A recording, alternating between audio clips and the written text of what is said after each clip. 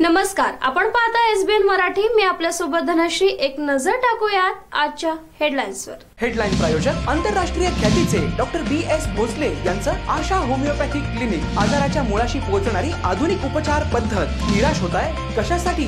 Homeopathy आहे सर्वांसाठी। Bank of India जवळ शिवाजी रोड, मिरज।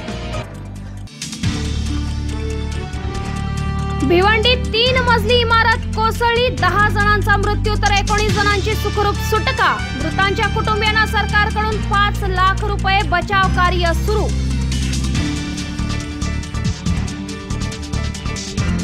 कृषी विधेयकाच्या विरोधात राज्यसभेत गोंधळ, काँग्रेसच्या राजू सातव यांच्यासह 8 खासदारांचं निलंबन। अधिवेशनाच्या उर्वरित कामकाजात सहभागी होऊ शकणार नाही।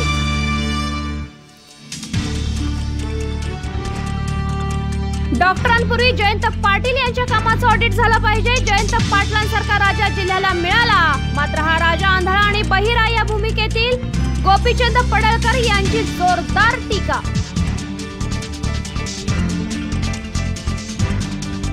आरक्षणासाठी सांगलीत मराठा क्रांती मोर्चाकडून उद्यापासून पुढारांच्या दारात हलगी बजाव आंदोलन।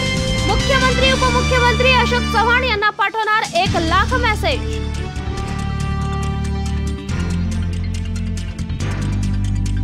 मराठा समाजातील बड्या नेत्यांना नावापुढे बॅकवर्ड लागल्याची भीती वाटते। भाजपा प्रदेशाध्यक्ष चंद्रकांत पाटलांचा नाव न घेता शरद पवारांवर निशाणा।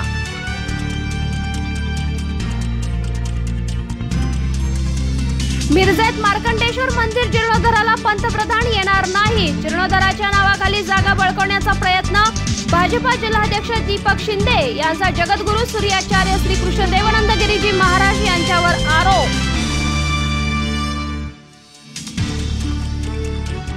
कृषी विधेयकाला विरोध करणाऱ्या डाव्या संघटनांच्या विरोधात 25 सप्टेंबर रोजी रयत क्रांती संघटना उतरणार रस्त्यावर। राजू शेट्टींची नाळ शेतकऱ्यांशी नाही तर दलाल आणि भांडवलदारांशी जोडलेली, सदाभाऊ खोत यांचा आरोप।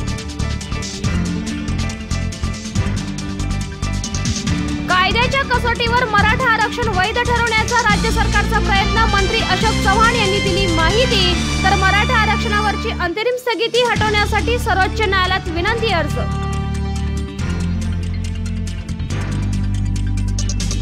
धनगर समाजाला आरक्षण द्या, अन्यथा सरकारशी संघर्ष अटळ। आमदार गोपीचंद पडळकर धनगर समाजाच्या आरक्षणाच्या मागणीवरून आक्रमक। आणि मुंबईत लोकल सुरू करण्यासाठी मनसेचा सविनय कायदेभंग। संदीप देशपांडेंचा लोकल प्रवास आंदोलनाला मुंबई डबेवाला असोसिएशनचा बिनशब्द पाठिंबा।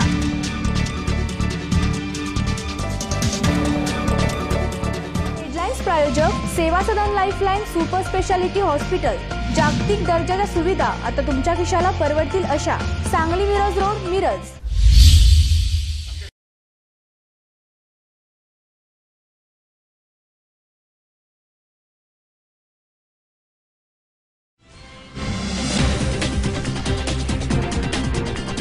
एक धक्कादायक प्रकार घडलाय। जालन्यातील 2 मजली इमारत कोसळली आहे। सुदैवानं जीवितहानी नाही। जालना शहरातील उत्तर गल्ली भागात आज पहाटे 3च्या दरम्यान 2 मजली इमारत कोसळली आहे। पहाटेच्या सुमारास घरातील लोकांना आवाज झाल्यानं त्यांनी घराबाहेर पळ काढला, त्यामुळे या दुर्घटनेत कुठली जीवितहानी झाली नाहीये। गेल्या 4 दिवसांपासून शहरात कमी अधिक पावसाचा जोर कायम असून पावसामुळे भिंती खचल्यानं 40 वर्ष जुनी इमारत जमीनदोस्त झाली आहे। दरम्यान या दुर्घटनेत घरमालकाला घर राहिलं नसल्यानं नातेवाईकांचा सहारा घेण्याची वेळ आली आहे। शासनानं प्रशासनानं आर्थिक मदत करावी अशी मागणी अमोल नवघरे यांनी केली आहे। हैदराबाद जालना इथे राहणार। काल रात्री अचानक पाऊस पडल्यामुळे या घराची पडझड झाली आहे। या घराचं आर्थिक नुकसान झालं आहे। बाजूला घर घेतल्यामुळे, बाजूला त्याच्या घराचं बांधकाम काढल्यामुळे, माझ्या भिंतीला सहारा नसल्यामुळे माझं घर पाडण्यात आलेलं आहे। आमच्या घरात रात्री 2 वाजता पडण्यात आलं, त्याच्या आम्ही लहान लेकरासोबत आम्ही सर्वजण बाहेर पळालो। सुदैवाने जीवितहानी झाली नाही। बाजूवाल्यांचा भिंत काढल्यामुळं माझं आर्थिक नुकसान झालं। मी शासनाला आणि बाजूवाल्याला विनंती करतो की मला आर्थिक भरपाई द्यावे। माझा उदरनिर्वाह सध्याला कोरोनामुळे ठप्प झालेला आहे। माझे चहाची हॉटेल आहे, पण सध्याला ते पण बंद आहे। मला सहकार्य करावे बाजूवाल्यांनी शासनाने। तुम्ही जीव आपला मुठीत घेऊन कसं पळाले बाहेर? रात्री 2 वाजता काहीतरी पडण्यात आवाज आला, थोडा पडता होता, जास्त पडायला लागला, आम्ही समजलो की घर पडायला, त्याच्यावर आम्ही सर्वजण बाहेर पडायला। राहुल मुळे, जिल्हा प्रतिनिधी, SBN मराठी, जालना।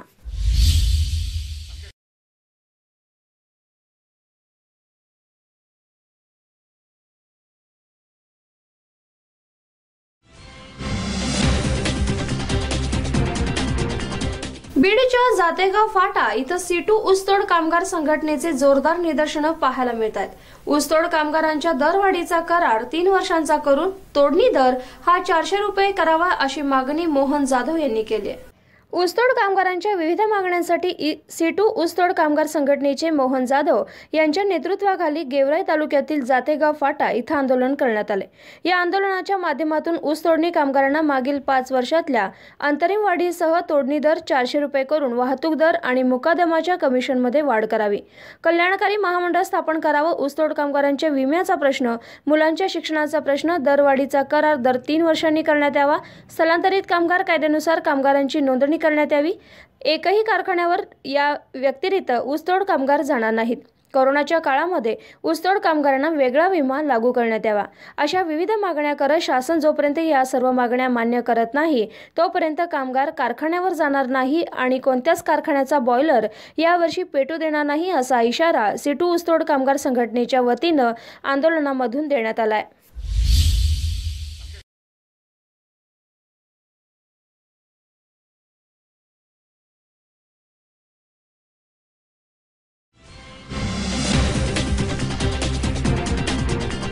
आठवड्याभरापासून सुरू असलेल्या मुसळधार पावसानं बीड जिल्ह्यात दाणादाण उडाली आहे। सलग पाऊस होत असल्यामुळे माजलगाव तालुक्यासह परिसरातील सोयाबीन आणि कापूस अक्षरशः पिवळा पडलाय।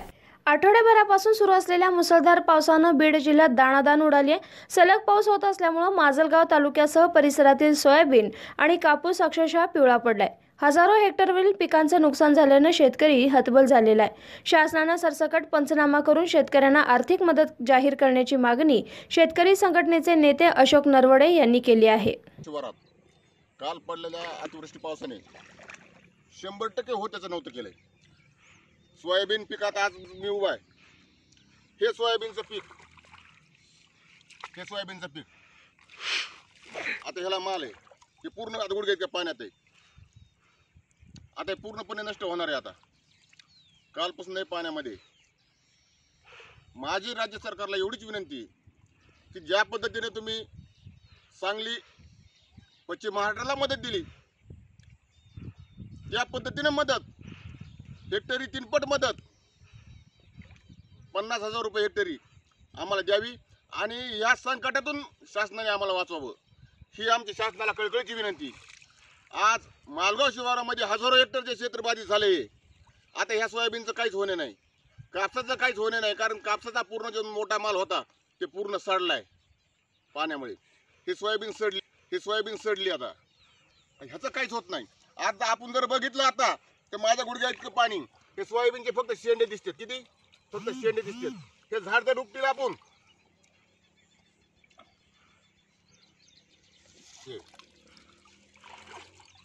हे नष्ट व्हायला सुरुवात झालेली झाडाची, ह्याची नासण्याची प्रक्रिया सुरू झाली आहे, हे आता नासायला सुरू झाले हे। आणि माझी राज्य सरकारला कळकळीची विनंती की ज्या पद्धतीने पश्चिम महाराष्ट्राला मदत दिली त्याच पद्धतीने आम्हाला सुद्धा मदत द्यावी, एवढी माझी राज्य सरकार आणि माननीय जिल्हाधिकारी यांना कळकळीची विनंती की बाबा तुम्ही जर आम्हाला मदत नाही केली, आता आम्हाला आसमान तर झाले, आता सुलतानाने तरी आम्हाला वाचवावं, एवढी आमच्या राज्य सरकारला कळकळीची विनंती। पावसाने झोड पिलीच आहे आम्हाला, आता तुम्ही तरी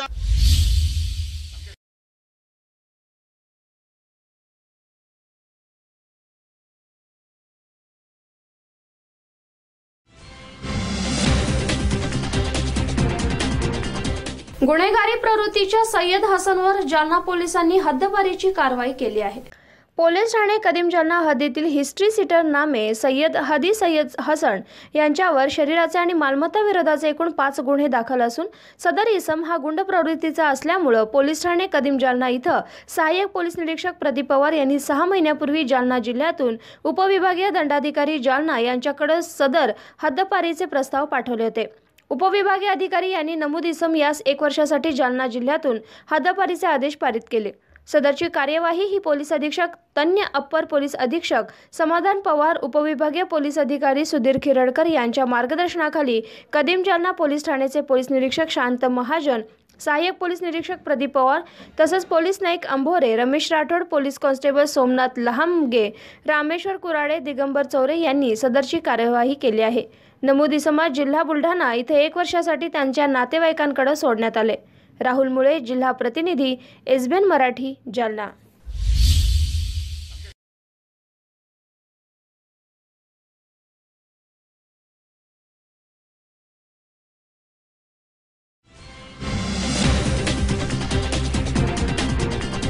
बीडमध्ये पालकमंत्री धनंजय मुंडेंच्या आदेशाला केराची टोपली दाखवण्यात आली। नुकसानग्रस्त शेतीचा अद्याप पंचनामे नाही तर संतप्त शेतकऱ्यांनी तहसीलदारांच्या टेबलवर जळालेलं सोयाबीन ठेवलं आहे। 8 दिवसांपासून सुरू असलेल्या मुसळधार पावसानं जिल्ह्यात बऱ्याच ठिकाणी खरीप पिकांचं मोठं नुकसान झाले। पालकमंत्री धनंजय मुंडे यांनी पंचनामा करण्याचे आदेश जिल्हा प्रशासनाला दिले होते, मात्र प्रशासनानं मुंडेच्या आदेशाला केराची टोपली दाखवली। पिकांचं होणारं नुकसान 8 दिवस होत आहेत, मात्र प्रशासनाकडून कसलीच रेलचेल होत नाहीये। अखेर संतप्त झालेल्या शेतकऱ्यांसह भाजपा कार्यकर्त्यांनी परळी तहसील कार्यालय गाठून घोषणाबाजी केली आहे। शिवाय पाण्यामुळे जळून गेलेलं सोयाबीन तहसीलदारांच्या समोर ठेवून प्रशासनाचा निषेध करण्यात आला। साहेबांनी काल परवा दिवशी सर्व बँकेला आदेश दिले होते की आपण 30 तारखेपर्यंत बँकेत अर्ज घ्या, पण बँक हे सर्व बँक ज्या बँक दत्तक आहेत ग्रामीण भागाच्या त्या दत्तक बँकेने सांगितलं की आमचं टार्गेट पूर्ण झालं आहे। आम्ही सर्व तालुक्यातले शेतकरी व सगळं लाभधारक यांनी काल आदरणीय पंकजाताई मुंडे, आदरणीय प्रीतमताई मुंडे यांच्या संपर्क साधला असता त्यांनी आम्हा सर्वांना शेतकऱ्यांना सांगितलं की आपण जाऊन अर्ज करून त्याचा न्याय देण्यासाठी त्या कलेक्टर साहेबांना बोलतो म्हणल्यात, संबंधित मंत्र्याला बोलतो म्हणल्यात आणि ताबडतोब ज्यांचे कुणाचे अर्ज स्वीकारले नाहीत अशा सगळ्या शेतकऱ्यांचे अर्ज स्वीकारायला लावते असं त्यांनी सांगितल्यामुळे हे अर्ज आम्ही ER ऑफिसला आता सर्व सरपंच सर्व शेतकरी मिळून दिलेला आहे। ER ऑफिसच्या ER साहेब मला काय नाव त्यांचं, त्यांनी आता सांगितलं की ताबडतोब आम्ही बँकेला कळवू। भोसले साहेबांनी सांगितलं की ताबडतोब बँकेला कळवून आपल्या सर्व शेतकऱ्यांना पीक कर्ज मिळण्यासाठी प्रयत्न करू असं सांगितलंय।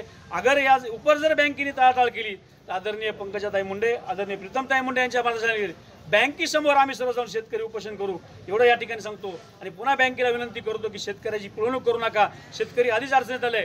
आपण पाहिलंय की सोयाबीन पीक, ऊस पीक हे सगळं पिकं नासून गेले आहेत, त्यामुळं आता सध्या शेतकऱ्यांना आधार हा पीक कर्जाचा आधार आहे।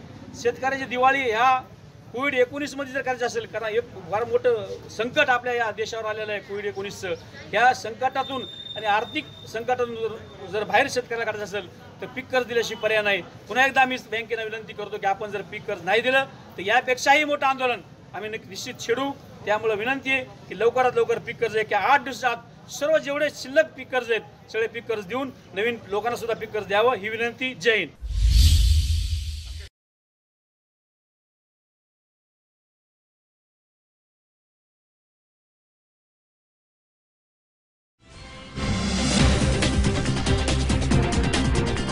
डॉक्टर श्रीकांत शिंदे फाउंडेशनच्या वतीनं जयसिंगपूर नगर परिषदेचे उपनगराध्यक्ष संजय पाटील यड्रावकर यांच्याकडे रुग्णवाहिका सुपूर्द करण्यात आली आहे। जयसिंगपूर नगर परिषदेचे उपनगराध्यक्ष संजय पाटील यड्रावकर यांनी केलेल्या विनंतीनुसार राज्याचे नगरविकास तथा सार्वजनिक बांधकाम मंत्री एकनाथ शिंदे यांनी एक रुग्णवाहिका देण्याचं जाहीर केल्यानंतर आज डॉक्टर श्रीकांत शिंदे फाउंडेशनच्या वतीनं ही रुग्णवाहिका कृषी मंत्री दादा भुसे यांच्या प्रमुख उपस्थित संजय पाटील यड्रावकर यांच्याकडे सुपूर्द करण्यात आले। राजेंद्र पाटील यड्रावकर सोशल फाउंडेशन यांच्या सौजन्यानं जयसिंगपूर इथं 10 व्हेंटिलेटर आणि 100 ऑक्सिजन बेडच्या मोफत अद्ययावत कोविड सेंटरचं लोकार्पण नगरविकास मंत्री एकनाथ शिंदे यांच्या शुभ हस्ते नुकतंच पार पडले। यावेळी जयसिंगपूर नगर परिषदेचे उपनगराध्यक्ष श्री संजय पाटील यड्रावकर यांनी राज्याचे नगरविकास तथा सार्वजनिक बांधकाम मंत्री एकनाथ शिंदे यांच्याकडे रुग्णवाहिका देण्याची विनंती केली होती। त्यानुसार तात्काळ शिंदे यांनी विनंती मान्य केली होती। आज शिंदे यांचे जनसंपर्क अधिकारी श्री मंगेश चिवटे यांच्या विशेष प्रयत्नांनी डॉक्टर श्रीकांत शिंदे फाउंडेशनच्या वतीनं सुसज्ज रुग्णवाहिका जयसिंगपूरसाठी देण्यात आली। यावेळी कृषी मंत्री दादा भुसे, उपनगराध्यक्ष संजय पाटील यड्रावकर, मंगेश चिवटे, नगरसेवक राहुल बंडगर, जयसिंगपूर नगरपालिका शिक्षण मंडळाचे माजी सभापती राजू मालू इत्यादी उपस्थित होते। रुग्णांच्या सोयीसाठी त्वरित उपलब्ध करण्यात आलेल्या रुग्णवाहिकेबद्दल संजय पाटील यांनी नगरविकास मंत्री एकनाथ शिंदे आणि श्रीकांत शिंदे यांचे विशेष आभार व्यक्त केले। याबाबत विशेष प्रयत्न करणारे मंगेश चिवटे यांना धन्यवाद देण्यात आले। सदर रुग्णवाहिकेमुळे जयसिंगपूर आणि परिसरातील रुग्णांना तात्काळ वैद्यकीय सेवा पुरवणं शक्य होणार आहे। या ठिकाणी होत आहे। या प्रसंगी उपस्थित माझे सहकारी मंत्री राजेंद्र पाटील यड्रावकरजी,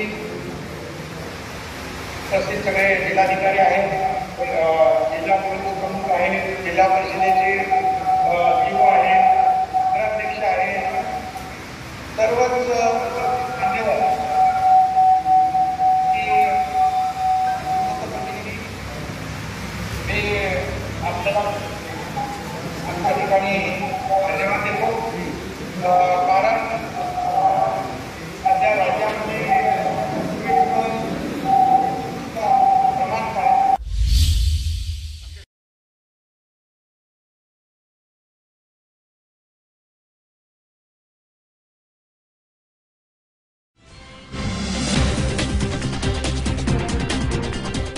आजरा तालुक्यासह शहराला पावसानं चांगलंच झोडपलंय। शहर परिसरात कोसळलेल्या जोरदार पावसामुळे संभाजी चौकाला नदीचं स्वरूप प्राप्त झालं होतं।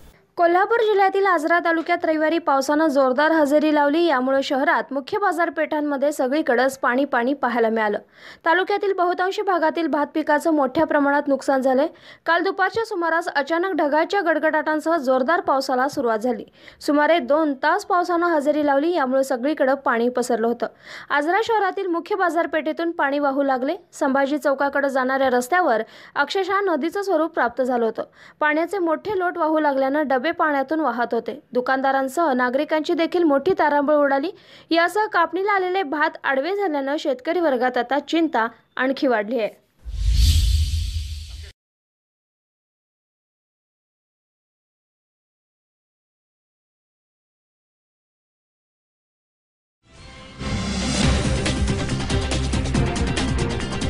कोरोनासारख्या महामारीच्या दरम्यान कोरोनाशी 2 हात करत अहोरात्र जनतेच्या सेवेसाठी लढणाऱ्या जळगाव जिल्ह्यातील भुसावळ इथं 33 पोलीस कर्मचाऱ्यांना कोरोनाची लागण झाली आहे।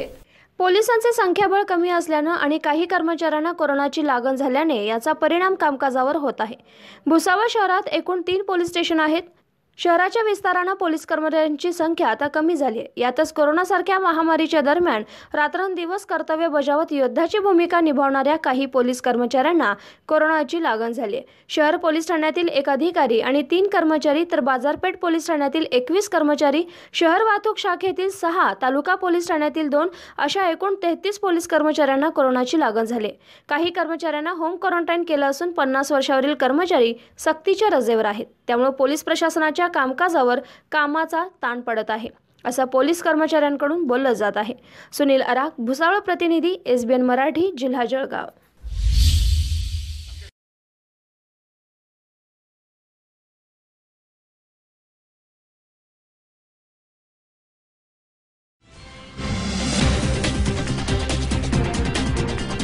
सर्वसामान्यांसाठीही लोकलचा प्रवास सुरू करण्यात यावा यासाठी मुंबईमध्ये मनसेचे सविनय कायदेभंग आंदोलन सुरू आहे। संदीप देशपांडे सह पदाधिकाऱ्यांनी लोकलने प्रवास केलाय।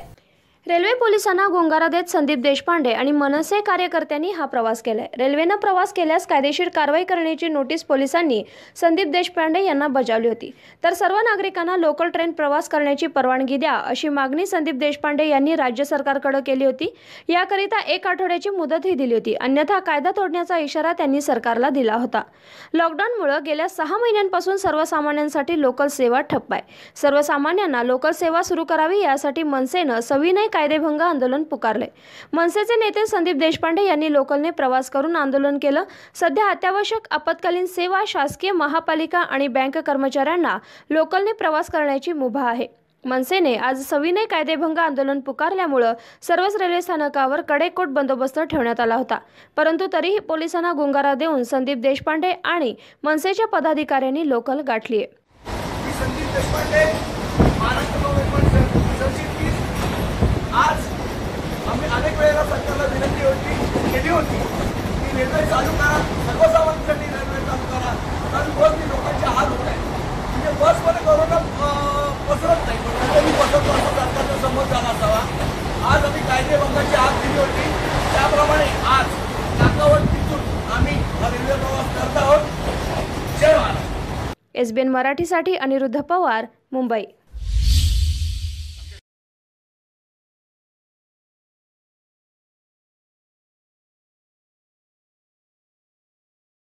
अकरावी व 12वी रेग्युलर स्टेट बोर्डची तयारी IIT, JEE, नीट, CET यांचे प्रशिक्षण केंद्र JK सायन्स अकॅडमी इस्लामपूर. मुलींसाठी स्वतंत्र निवासी वसतिगृह तसेच मुलांसाठी स्वतंत्र निवासी वसतिगृह. 100% यशाची खात्री देणारे एकमेव प्रशिक्षण केंद्र JK science academy Islampur. MBBS, BBS, BAMS, BHMS, BSc forestry, BSc fishery, BSc nursing तसेच इंजिनिअरिंग क्षेत्रातील यशाचे दालनखुली करून देणारे एकमेव केंद्र म्हणजे JK science Islampur. Mess, tuition, hostel याची सुविधा एकाच छताखाली. या अकॅडमीचे वैशिष्ट्य म्हणजे चेअरमन स्वतः शिकवतात, मुलांकडे मुलींकडे स्वतः लक्ष देत असतात. वेगवेगळ्या तज्ञ शिक्षकांचे आठवड्यातून मार्गदर्शन. सर्व अकॅडमी 24 तास CCTV कॅमेऱ्याच्या कक्षेत. सर्वात महत्त्वाचे, फक्त 30च विद्यार्थ्यांस प्रवेश. त्वरा करा, ऍडमिशन सुरू, मर्यादित प्रवेश. आता चिंता करू नका, स्पेशल एज्युकेशनल टॅब करा. नीट, JEE, CET बरोबरच 11वी 12वी स्टेट बोर्ड सर्व तयारी JK सायन्स अकॅडमी इस्लामपूर. संपर्क सौ Sandhya Patil, MSc ND. Mobile number 94 20 67 47 96, 98 50 65 66 64. Incharge RY Gutugade sir. Mobile number 97 30 64 92 46. एकदम झक्कास जेवण पाहिजे कुठे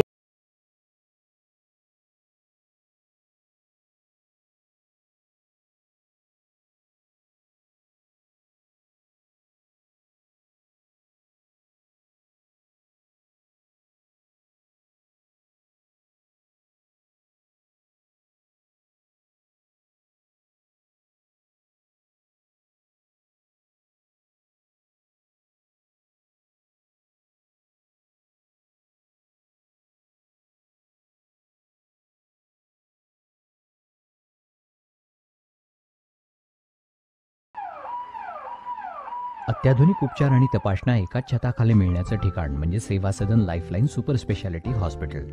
आंतरराष्ट्रीय निकषांनुसार तयार केलेलं आपल्या भागातलं पहिलं हॉस्पिटल म्हणजे सेवा सदन. अद्ययावत मशीन्स, सुपर स्पेशालिस्ट डॉक्टर्स आणि सर्वांना परवडतील असे माफक दर म्हणजे सेवा सदन. सेवा सदनमध्ये अँजिओग्राफी, अँजिओप्लास्टी, बायपास शस्त्रक्रिया आणि हृदयाच्या इतर शस्त्रक्रिया, आंतरराष्ट्रीय दर्जाचा अतिदक्षता विभाग, डोळ्याच्या सर्व प्रकारच्या तपासण्या, मोतीबिंदू, काचबिंदू शस्त्रक्रिया, दुर्बिणीद्वारे शस्त्रक्रिया, मेंदूच्या आजारांवरील उपचार, मधुमेह आणि स्थूलता निवारण, general medicine, dialysis, 2D echo, colour doppler, CT scan, panchakarma आणि योगोपचार असे विविध उपचार सेवा सदनमध्ये मिळतात. निश्चिंत मन, व्याधीमुक्त जीवन म्हणजे सेवा सदन. हेडलाईन्स प्रायोजक डॉक्टर रवींद्र आळे यांचे जत तालुक्यातील एकमेव मल्टी स्पेशालिटी हॉस्पिटल. महाराष्ट्र शासनाच्या महात्मा ज्योतिबा फुले जन आरोग्य योजनेअंतर्गत मोफत शस्त्रक्रिया केल्या जातील. उमा हॉस्पिटल कॅम्पस जत, जिल्हा सांगली. सेवा सदन लाईफलाईन सुपर स्पेशालिटी हॉस्पिटल. जागतिक दर्जाच्या सुविधा आता तुमच्या खिशाला परवडतील अशा. सांगली मिरज रोड, मिरज. आंतरराष्ट्रीय ख्यातीचे डॉक्टर BS भोसले यांचं आशा होमिओपॅथिक क्लिनिक. आजाराच्या मुळाशी पोहोचणारी आधुनिक उपचार पद्धत. निराश होताय कशासाठी? होमिओपॅथी आहे सर्वांसाठी. बँक ऑफ इंडिया जवळ, शिवाजी रोड, मिरज. रवींद्र वस्त्र निकेतन सलगरे. 40,000 स्क्वेअर फुटाचे वस्त्र खरेदीसाठी भव्य दालन. सर्व ब्रँड एकाच छताखाली. 365 दिवस डिस्काउंट व ऑफर्स. संपूर्ण कपडे बजेटमध्ये. कार्यक्रमासाठी जादा झालेला माल परत. मिलमधून डायरेक्ट माल ग्राहकांपर्यंत, संपूर्ण परिवाराची लग्न बस्ता व आहेराची खरेदी एकाच ठिकाणी. रवींद्र वस्त्र निकेतन, सलगरे, तालुका मिरज, जिल्हा सांगली. जत तालुक्यातील एकमेव diagnostic centre doctor Chandrakant Patil यांचे लाईफ केअर डायग्नोस्टिक सेंटर. सर्व प्रकारचे sonography, colour doctor, x ray reporting इत्यादी. पत्ता डॉक्टर दत्ता सावंत बिल्डिंग, सावंत गल्ली, जत. नाव नोंदणीसाठी थेट संपर्क 9284776065. शुभ कार्य तसंच सणासुदीच्या दागिने खरेदीसाठी मिरजेतील लोकप्रिय दालन HP भुरके सराफ. मांगल्याचं दालन, त्याला सोनेरी सजावट. करावया सुवर्ण खरेदी HP भुरके सराफच. चोख सोने आणि चांदीमधील अलंकारांसाठी HP भुरके सराफ. चोख सोन्यामध्ये मंगळसूत्र, नाविन्यपूर्ण कर्णफुले, अंगठ्या, नेकलेस इत्यादी अलंकार मिळतील. तसंच चोख चांदीमध्ये पैंजण, करंडे, निरांजन, फ्रेम, ग्लास, अत्तरदाणी, गुलाबदाणी, तबक करंडे, मूर्ती असे अलंकार मिळतील. राशींचे खडे ही तर आमची स्पेशालिटी. माणिक, मोती, पोवळं, पाचू, पुष्कराज, हिरा, नीलम, गोमेद, लसण्या या रत्न खरेदीसाठी HP भुरके सराफ. तसंच आमच्याकडे फॉर्मिनचे म्हणजेच 1 ग्रॅमचे दागिने देखील मिळतील. एक वेळ अवश्य भेट द्या HP भुरके सराफ. शनिवार पेठ, सराफ कट्टा, मिरज. मोबाईल 98 900 47 696. प्ले स्टोअर वरून आत्ताच डाउनलोड करा स्काय स्टार ऑनलाइन ॲप. आपल्या हक्काचं आपलं दुकान. आता भाजी, फळं आणि महिन्याचे ग्रोसरी सामान आणण्यासाठी कुठेही जायची गरज नाही. आपल्या मोबाईललाच बनवा आपलं दुकान आणि मार्केट. विना कटकट, विना दगदग, घरपोच सेवा.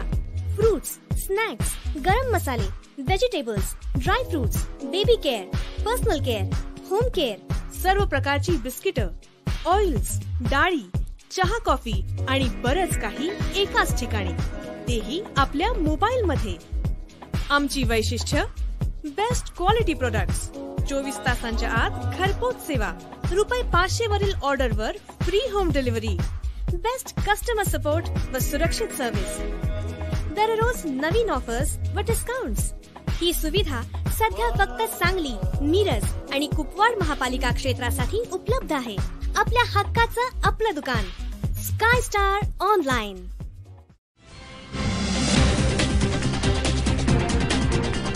मनसेच्या लोकल प्रवास सविनय कायदेभंगाला मुंबई डबेवाला असोसिएशननं बिनशब्द पाठिंबा दर्शवला आहे.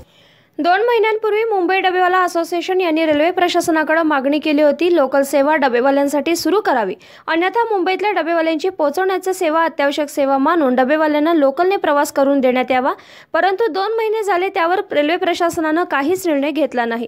ना लोकल सेवा बहाल केली, डबेवाल्यांची सेवा अत्यावश्यक मानून लोकलने प्रवास करण्याची परवानगी दिली आहे. मुंबई हळूहळू पूर्वपदावर येत आहे. काही शासकीय, निमशासकीय कार्यालय सुरू झालेत. ज्या कार्यालयात शक्य आहे तिथे डबेवाले सायकलवरून जेवणाचे डबे पोहोचवतात. परंतु जोपर्यंत लोकल सेवा बहाल होत नाही तोपर्यंत डबेवाला आपली सेवा क्षमतेने देऊ शकणार नाही. रेल्वे प्रशासनानं लोकल सेवा बहाल करण्याबाबत लवकरात लवकर निर्णय घ्यावा, अन्यथा मनसेप्रमाणे मुंबई डबेवाला असोसिएशनला लोकलने प्रवास करून सविनय कायदेभंग करावा लागेल, अशी मागणी मुंबई डबेवाला असोसिएशनचे अध्यक्ष सुभाष तळेकर यांनी केली आहे. गेले 6 महिने मुंबईच्या डबेवाल्यांची सेवा बंद आहे. मुंबई डबेवाला असोसिएशनने 2 महिन्यापूर्वी रेल्वे प्रशासनाला एक पत्र दिलं होतं की मुंबईमध्ये लोकल सेवा बहाल करा, अन्यथा मुंबईच्या डबेवाल्यांची सेवा अत्यावश्यक सेवा मानून त्याला लोकलने प्रवास करू देण्यात यावा. परंतु या मागणीकडे रेल्वे प्रशासन दुर्लक्ष केलेलं आहे.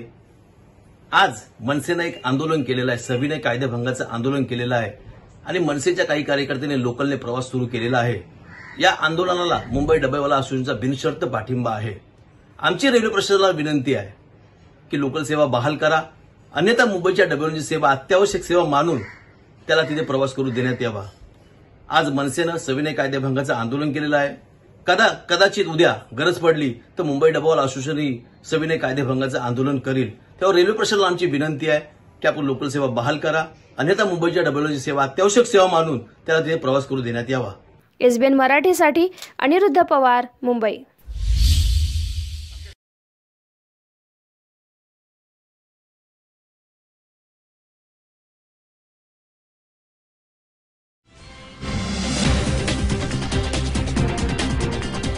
भांडूप मुलुंडमध्ये मनसे कार्यकर्त्यांनी रेल्वे परिसरात अधिकाऱ्यांना निवेदन देत आंदोलन केलं आहे।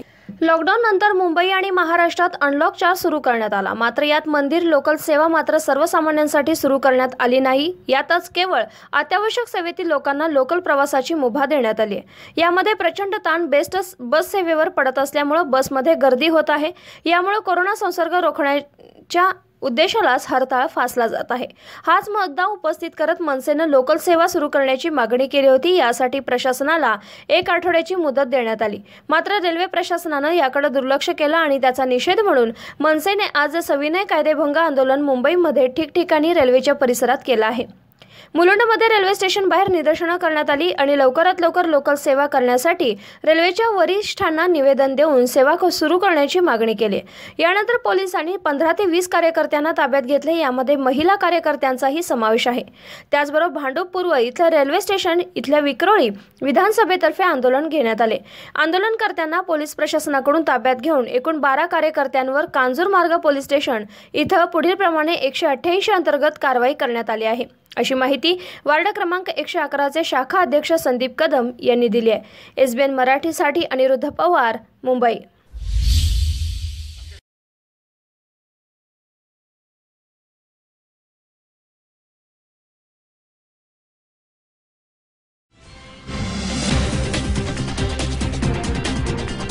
मासे चोरीच्या भांडणामध्ये एकाचा दगड घालून खून करण्यात आला। एक आरोपी अटकेत आहे तर एकाचा शोध सुरू आहे। पालघरवाडा तालुक्यातील ही घटना आहे। मासे चोरीवरून झालेल्या भांडणात एका 70 वर्षीय वृद्ध व्यक्तीच्या डोक्यात दगड घालून खून करण्यात आला। या प्रकरणी एक 40 वर्षीय पुरुष आरोपीला पालघर जिल्ह्यातील वाडा पोलिसांनी तात्काळ अटक केली असून एका आरोपीचा शोध चालू आहे। ही घटना वाडा तालुक्यातील दिनकरपाडा इथं घडली। वाडा तालुक्यातील मयत नारायण चौधरी यांच्या शेताजवळ मासे पकडायचं साधन तयार केलं होतं।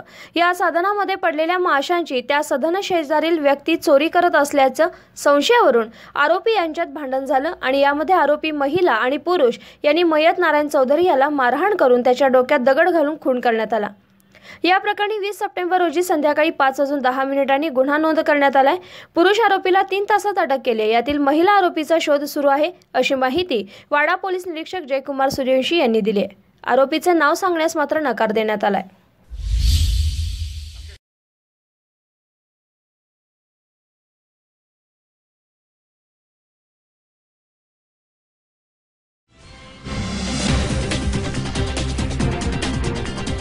मिरजमध्ये भारतीय जनता पार्टी सांगली शहर जिल्हा कार्यकारिणी मोर्चा आणि आघाडीच्या पदाधिकाऱ्यांची निवड जाहीर करण्यात आली।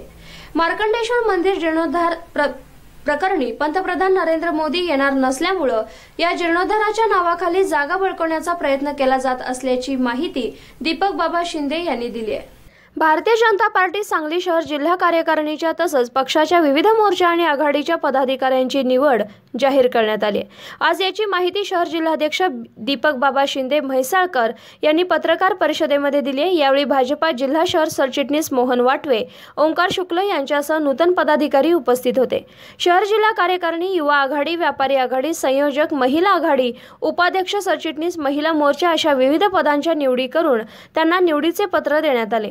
मार्कंडेश्वर मंदिर जीर्णोद्धार पंतप्रधान नरेंद्र मोदी या जीर्णोद्धार प्रसंगी येणार नसल्याची माहिती देत दीपक बाबा शिंदे यांनी महाराज मंदिराची जागा बळकवण्याचा प्रयत्न करत असल्याचा आरोप केला आहे। द्वारकाधीश महाराज हे कोण आहेत, काय आहे, त्यांचं काय आपल्याला पूर्वपीठिका, त्यांची काय त्याची आपल्याला काय पार्श्वभूमी माहिती पण नाही आणि त्याच्याबद्दल मला बोलायचं नाही। पण या ठिकाणी त्यांनी एक आवर्जून एक विषय मांडला की नरेंद्र मोदी त्याच्या उद्घाटनाला येणार। मी ठामपणाने या ठिकाणी मी सांगू इच्छितो की एक जिल्हाध्यक्ष प्रमुख म्हणून मी सांगू इच्छितो की कुठल्याही परिस्थितीमध्ये नरेंद्र मोदींपुढे किंवा नरेंद्र मोदी इथं येण्याचं कुठलंही आश्वासन मोदींनी दिलेलं नाही आहे। आणि असं जाता जाता कुठंतरी कुठल्या तरी महाराजाच्या सांगण्यावरून ज्या कुठल्या तरी मंदिराच्या जीर्णोद्धारासाठी म्हणून हे नरेंद्र मोदी आपल्या देशाचे पंतप्रधान आहेत असं त्यांचं नाव घेणं हे पूर्णपणे चुकीचं आहे आणि त्याचा ठाम निषेध आम्ही करतो भारतीय जनता पक्ष म्हणून आणि त्याला विरोध करतो की ते कुठल्याही परिस्थितीमध्ये त्यांनी जे बोललेलं जे आहे हे 100% चुकीचं आहे आणि खोटं बोलतात। त्याच्यामध्ये मला थोडासा वास जो येतोय तर ते जे मंदिर जे आहे ते पटवर्धन सरकारांच्या कारकिर्दीतलं त्यांच्या लिस्टमधलं म्हणजे भारत सरकारबरोबर जे त्यांचा जो करार झालेला होता 1947 साली, त्याच्यामध्ये हे मंदिर त्यांच्या मालकीचं आहे, त्यांची जागा किंवा त्यांच्या मालकीची आहे. आणि हे एक मंदिर चांगलं जुनं पुरातन मंदिर हडप करणं, तिथं काहीतरी स्वतःचा इंटरेस्ट निर्माण करणं आणि त्यातून काहीतरी अर्थार्जन निर्माण करणं, हे त्याच्यामधला मला अगदी पूर्णपणानं उद्देश दिसतोय. कारण हे असं मोदींचं नाव घेणं आणि त्यानंतर लोकांकडनं डोनेशन मागणं, हे याच्यामध्ये निश्चितपणानं काळबेर मला दिसतंय. तर ह्याच्यात फक्त आणि फक्त जर त्याचा जीर्णोद्धार करायचा असेल तर तो पटवर्धन सरकारांना अधिकार आहे. अर्थात त्यांनी त्याच्या पद्धतीनं जे लिगल काय असतील किंवा काय गोष्टी असतील तर ते बघताय.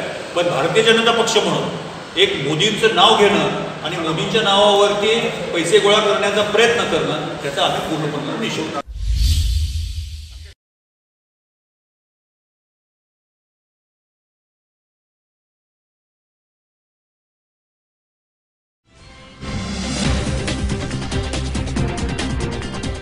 यवतमाळ जिल्ह्यातील सावळी सदोबा भागात रानडुकरांचा सुळसुळाट पाहायला मिळतोय. यामध्ये शेतकरी चांगलेच हैराण झाले आहेत. यवतमाळ जिल्ह्यामध्ये वनसंपदा विपुल प्रमाणात आहे. यातच सावळी सदोबा परिसरात शेतकऱ्यांच्या पिकावर रानडुकरांचा रोज हल्ला होत आहे. यामध्ये रानडुकर शेतकऱ्यांच्या कापसाला, सोयाबीनला, तुरीला अशा अनेक पिकांना नुकसान करत असून शेतकऱ्यांच्या तोंडात आलेला घास मातीत जात आहे. मात्र याकडे वन विभागानं परिपूर्णपणे दुर्लक्ष केल्यामुळं शेतकऱ्यांना हा हकनाक त्रास सहन करावा लागतोय.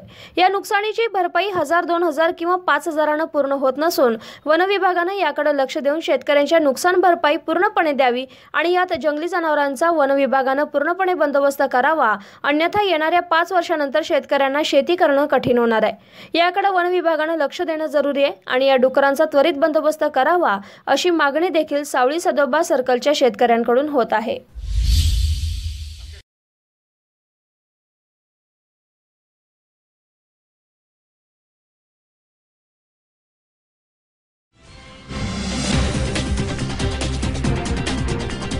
यवतमाळ महागाव तालुक्यातील अनंतवाडी शिवारात 7.5 फुटी अजगर आढळून आला. सर्पमित्रांनी नैसर्गिक अधिवासात सोडून या अजगराला जीवनदान दिले. यवतमाळ जिल्ह्यातील महागाव तालुक्यातील मुख्य बाजारपेठ असलेल्या हिवरा संगम जवळील अनंतवाडी इथल्या शिवारात शेतमालक संजय जयस्वाल यांच्या शेतात सोयाबीन कापणी दरम्यान मजुरांना अजस्र अजगर दिसला. हा अजगर बघून शेतमजुरांची बोबडीच वळली. त्यानंतर शेतमालक यांना अजगराबाबत कळवण्यात आलं. प्रसंगावधान ठेवून त्यांनी सर्पमित्र प्रवीण जाधव, पंडित येरवाल यांना पाचारण करण्यात आले. या अजगराला मोठ्या शिताफीनं पकडून जीवनदान दिलं आहे. यानंतर त्याला त्याच्या नैसर्गिक अधिवासात सोडण्यात आले.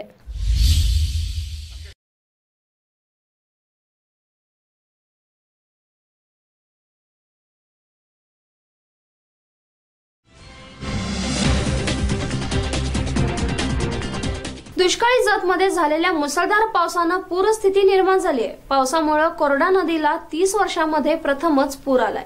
सांगली जिल्ह्यातील कायम जत या दुष्काळी भागात काल रात्री सलग 3 तास झालेल्या मुसळधार पावसानं पूर परिस्थिती निर्माण झाली आहे. या पावसामुळे कोरडा नदीला 30 वर्षात प्रथमच पूर आलाय. पूर आलेली कोरडा नदी जत आणि सांगोला तालुक्यातील लोकांची जीवनदायी मानली जाते.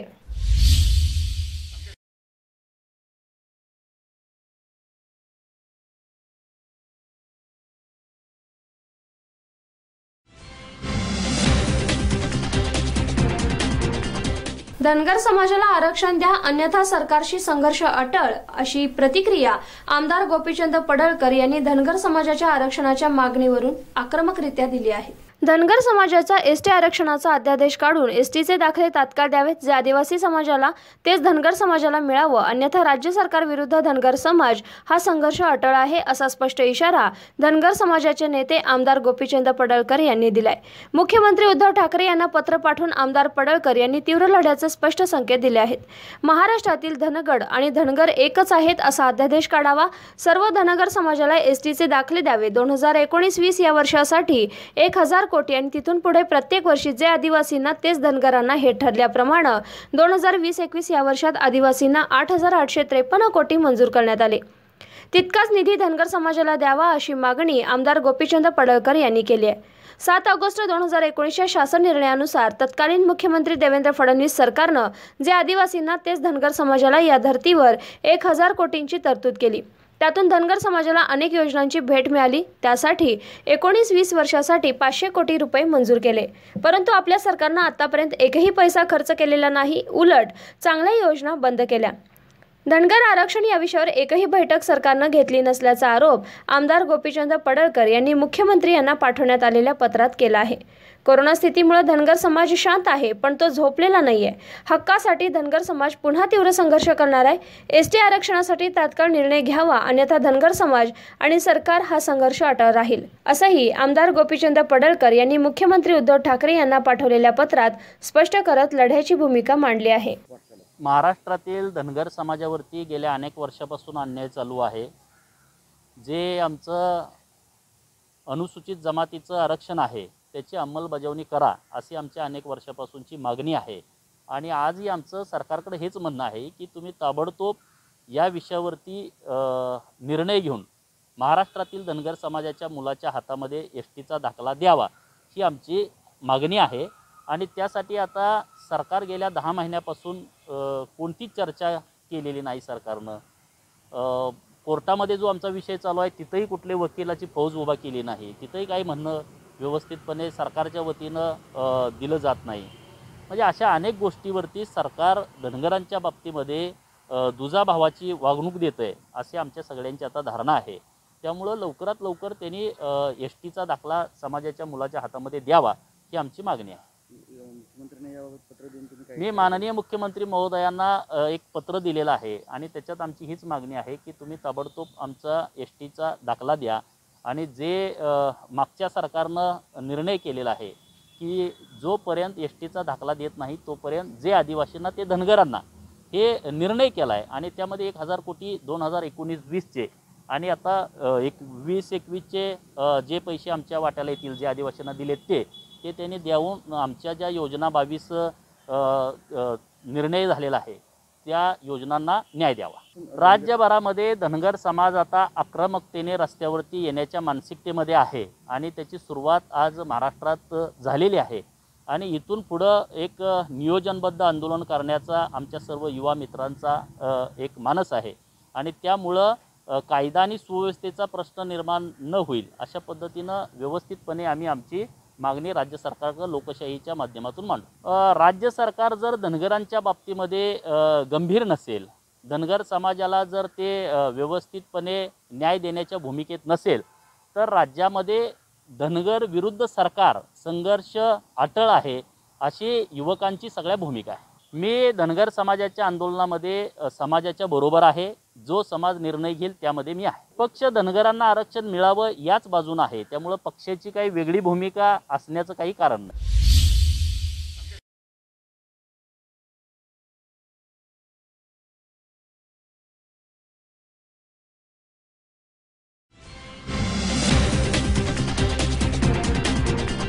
कल्याणमध्ये रेल्वे स्थानकाबाहेर लोकल सुरू करण्याच्या मागणीसाठी मनसेचे सविनय कायदेभंग आंदोलन सुरू आहे।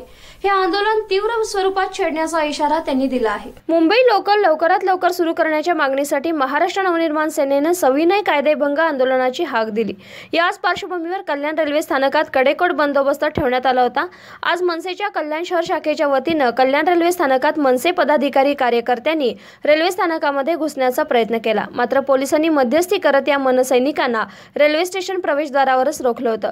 यानंतर मनसेकडून कल्याण रेल्वे स्थानकांबाहेर सरकारविरोधात घोषणाबाजी करण्यात आली। सरकारने लवकरात लवकर लोकल सुरू करत जनतेला दिलासा द्यावा, अन्यथा आणखी तीव्र आंदोलन छेडण्यात येईल असा इशारा दिला आहे।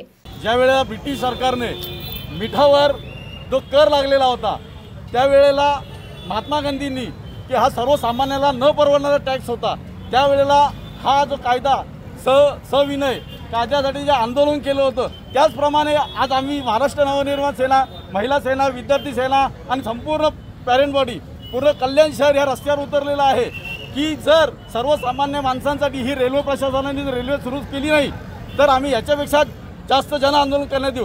कारण ह्या सरकारला हे ठाकरे सरकार आहे का ब्रिटिश सरकार आहे हे आता आम्हाला शंका आलेली आहे। जर या ठाकरे सरकारला जर जाग आली नाही तर याच्यापेक्षा आम्ही तीव्र आंदोलन करू। सर्वसामान्य माणसाला न परवडणारा हा प्रवास की ह्या ठाकरे सरकारला बस सेवा सुरू केलेली आहे, मॉल सुरू केलेले आहेत, ज्या जिथून रेव्हेन्यू मिळतो, हॉटेल्स, बार, देशी दारू, वाईन शॉप हे चालतं, मग ह्या सर्वसामान्य जो 10,000 12,000 कमवणारा माणूस ह्यांना रेल्वे प्रवास परवडत नाही, बस परवडत नाही. जर सकाळी गेलेला माणूस दुपारी घरी यायच्या ऐवजी तो संध्याकाळी पोहोचतोय. म्हणून या सर्वसामान्य नागरिकांसाठी आज महाराष्ट्र नवनिर्माण सेना रस्त्यावर उतरलेली आहे. याचे जर दुष्परिणाम बघायचे असेल तर यांनी रेल्वे सेवा जर सुरू केली नाही तर ह्याच्यापेक्षा तीव्र आंदोलन करण्यात येईल.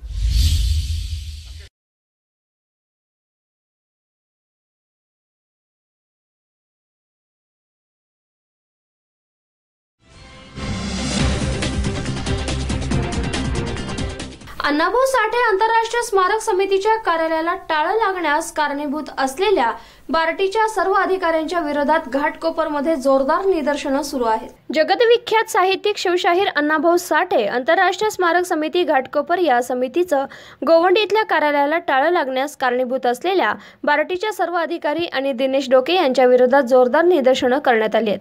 यावेळी रिपब्लिकन पार्टी ऑफ इंडिया चे पुणे शहर अध्यक्ष अशोका जगताप, दलित युवा संघर्ष समितीचे संस्थापक सुधीर नेटके, महाराष्ट्र मातंग विकास संघटनांचे कार्याध्यक्ष आदिनाथ गायकवाड, दिलीपराव कांबळे, राजू रोकडे, माननीय शहनाज भाभी शेख, रेणुका मिसाळ, अक्षय जगताप, जय मिसाळ, ह्युमन राईट्सचे रीटाताई मारियान, रेखाताई जैन, मुझम्मिल भाई, RPI सचिव वैशाली घाडगे इतर सर्व कार्यकर्ते उपस्थित होते. यावेळी तात्पुरता कार्यभाग स्वीकारलेल्या महासंचालक बार्टी प्रेरणा देशभरात यांनी या घटनेचं गांभीर्य ओळखून तात्काळ सामाजिक न्याय विभागाच्या सचिवांशी पत्र देऊन मंगळवारपर्यंत कार्यालयाचं भाडं, लाईटचे बिल, दूरध्वनीचं बिल आणि दैनंदिन खर्च संदर्भात मंत्री नामदार धनंजय मुंडे, सामाजिक न्याय विभाग कर्मचाऱ्यांचे थकीत पगार याविषयी यांच्यासोबत चर्चा करून लवकरात लवकर निर्णय घेण्यात येईल असं लेखी पत्र दिलं आहे.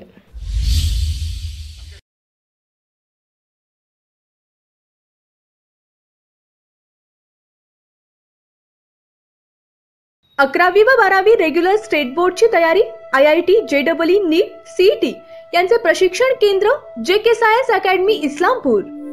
मुलींसाठी स्वतंत्र निवासी वसतिगृह तसेच मुलांसाठी स्वतंत्र निवासी वसतिगृह.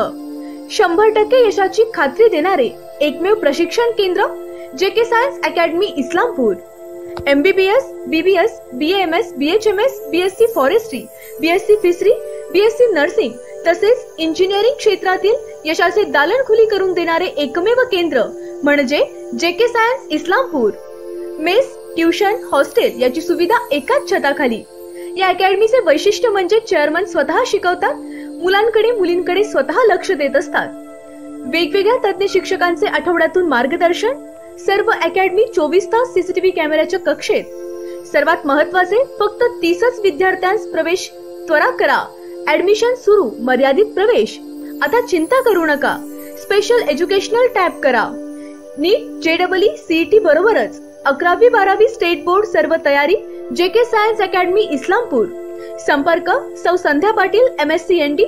Mobile number 94 20 67 47 96, 98 50 65 66 64. Incharge RY Gutugade sir. Mobile number 97 30 64 92 46. एकदम झक्कास जेवण पाहिजे कुठे मिळेल? आपल्या जत मध्ये. याचा शोध विसरा आणि चला SK फूडलँड रेस्टॉरंट मध्ये. शुद्ध शाकाहारी आणि मांसाहारी जेवणासाठी आता जतकरांच्या सेवेत सुरू झाले उत्कृष्ट चवीचे SK Foodland family hotel and restaurant.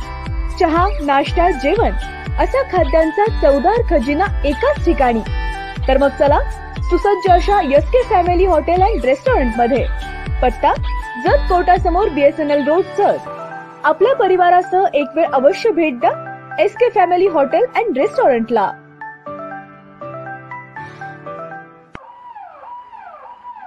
अत्याधुनिक उपचार आणि तपासण्या एकाच छताखाली मिळण्याचं ठिकाण म्हणजे सेवा सदन लाईफलाईन सुपर स्पेशालिटी हॉस्पिटल. आंतरराष्ट्रीय निकषांनुसार तयार केलेलं आपल्या भागातलं पहिलं हॉस्पिटल म्हणजे सेवा सदन. अद्ययावत मशीन्स, सुपर स्पेशालिस्ट डॉक्टर्स आणि सर्वांना परवडतील असे माफक दर म्हणजे सेवा सदन. सेवा सदनमध्ये अँजिओग्राफी, अँजिओप्लास्टी, बायपास शस्त्रक्रिया आणि हृदयाच्या इतर शस्त्रक्रिया, आंतरराष्ट्रीय दर्जाचा अतिदक्षता विभाग, डोळ्याच्या सर्व प्रकारच्या तपासण्या, मोतीबिंदू, काचबिंदू शस्त्रक्रिया, दुर्बिणीद्वारे शस्त्रक्रिया, मेंदूच्या आजारांवरील उपचार, मधुमेह आणि स्थूलता निवारण, general medicine, dialysis, 2D echo, colour doppler, CT scan, panchakarma आणि योगोपचार असे विविध उपचार सेवा सदनमध्ये मिळतात. निश्चिंत मन, व्याधीमुक्त जीवन म्हणजे सेवा सदन. हेडलाईन्स प्रायोजक डॉक्टर रवींद्र अळियांचे जत तालुक्यातील एकमेव मल्टीस्पेशालिटी हॉस्पिटल. महाराष्ट्र शासनाच्या महात्मा ज्योतिबा फुले जन आरोग्य योजनेअंतर्गत मोफत शस्त्रक्रिया केल्या जातील. उमा हॉस्पिटल कॅम्पस जत, जिल्हा सांगली. सेवा सदन लाईफलाईन सुपर स्पेशालिटी हॉस्पिटल. जागतिक दर्जाच्या सुविधा आता तुमच्या खिशाला परवडतील अशा. सांगली मिरज रोड, मिरज. आंतरराष्ट्रीय ख्यातीचे डॉक्टर BS भोसले यांचं आशा होमिओपॅथिक क्लिनिक. आजाराच्या मुळाशी पोहोचणारी आधुनिक उपचार पद्धत. निराश होताय कशासाठी? होमिओपॅथी आहे सर्वांसाठी. बँक ऑफ इंडिया जवळ, शिवाजी रोड, मिरज. रवींद्र वस्त्र निकेतन सलगरे 40,000 स्क्वेअर फुटाचे वस्त्र खरेदीसाठी भव्य दालन. सर्व ब्रँड एकाच छताखाली. 365 दिवस डिस्काउंट व ऑफर्स. संपूर्ण कपडे बजेटमध्ये. कार्यक्रमासाठी जादा झालेला माल परत. मिल मधून डायरेक्ट माल ग्राहकांपर्यंत. संपूर्ण परिवाराची लग्न बस्ता व आहेराची खरेदी एकाच ठिकाणी. रवींद्र वस्त्र निकेतन सलगरे, तालुका मिरज, जिल्हा सांगली. जत तालुक्यातील एकमेव diagnostic centre doctor Chandrakant Patil यांचे लाईफ केअर डायग्नोस्टिक सेंटर. सर्व प्रकारचे sonography, colour doctor, x ray reporting इत्यादी. पत्ता डॉक्टर दत्ता सावंत बिल्डिंग, सावंत गल्ली, जत. नाव नोंदणीसाठी थेट संपर्क 92 84 77 60 65. शुभ कार्य तसंच सणासुदीच्या दागिने खरेदीसाठी मिरजेतील लोकप्रिय दालन HP भुरके सराफ. मांगल्याचं दालन, त्याला सोनेरी सजावट. करावया सुवर्ण खरेदी HP भुरके सराफच.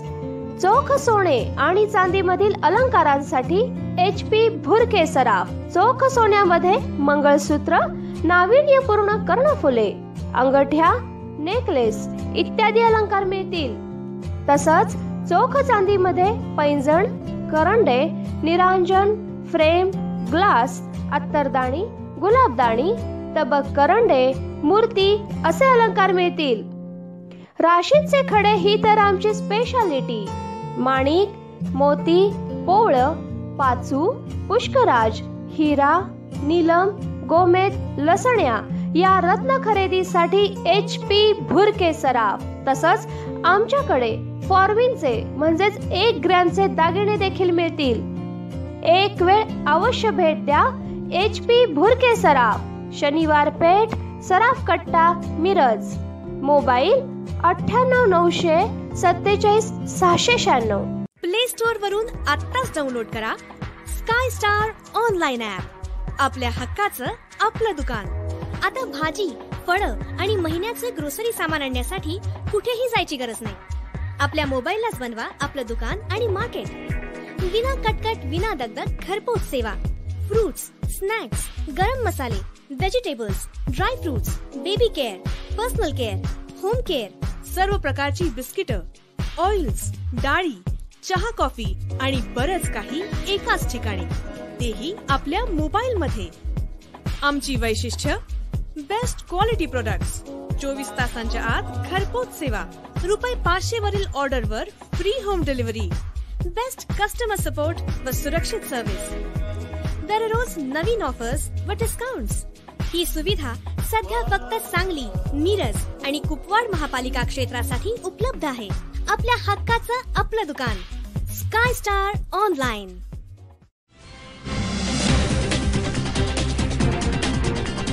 स्थूलत्व आणि मधुमेह मुक्त विश्व अभियान अंतर्गत सायकल रॅलीचं आयोजन केलं होतं.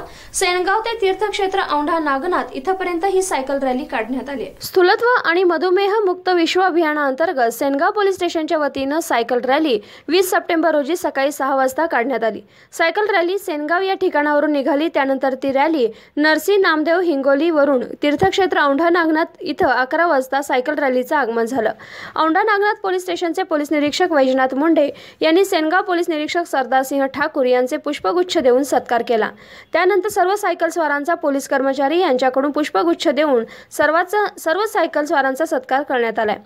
या सायकल रॅलीमध्ये सेनगाव पोलीस निरीक्षक सरदार सिंग ठाकूर, पत्रकार शहेजाद खान, प्रमोद भालेराव, प्राध्यापक अनिल संगई, पोलीस कर्मचारी भीमराव चिंतारे सह पोलीस कर्मचारी, ग्रामस्थ, पत्रकार असे 25 सायकलस्वारांचा या सायकल रॅलीमध्ये समावेश होता।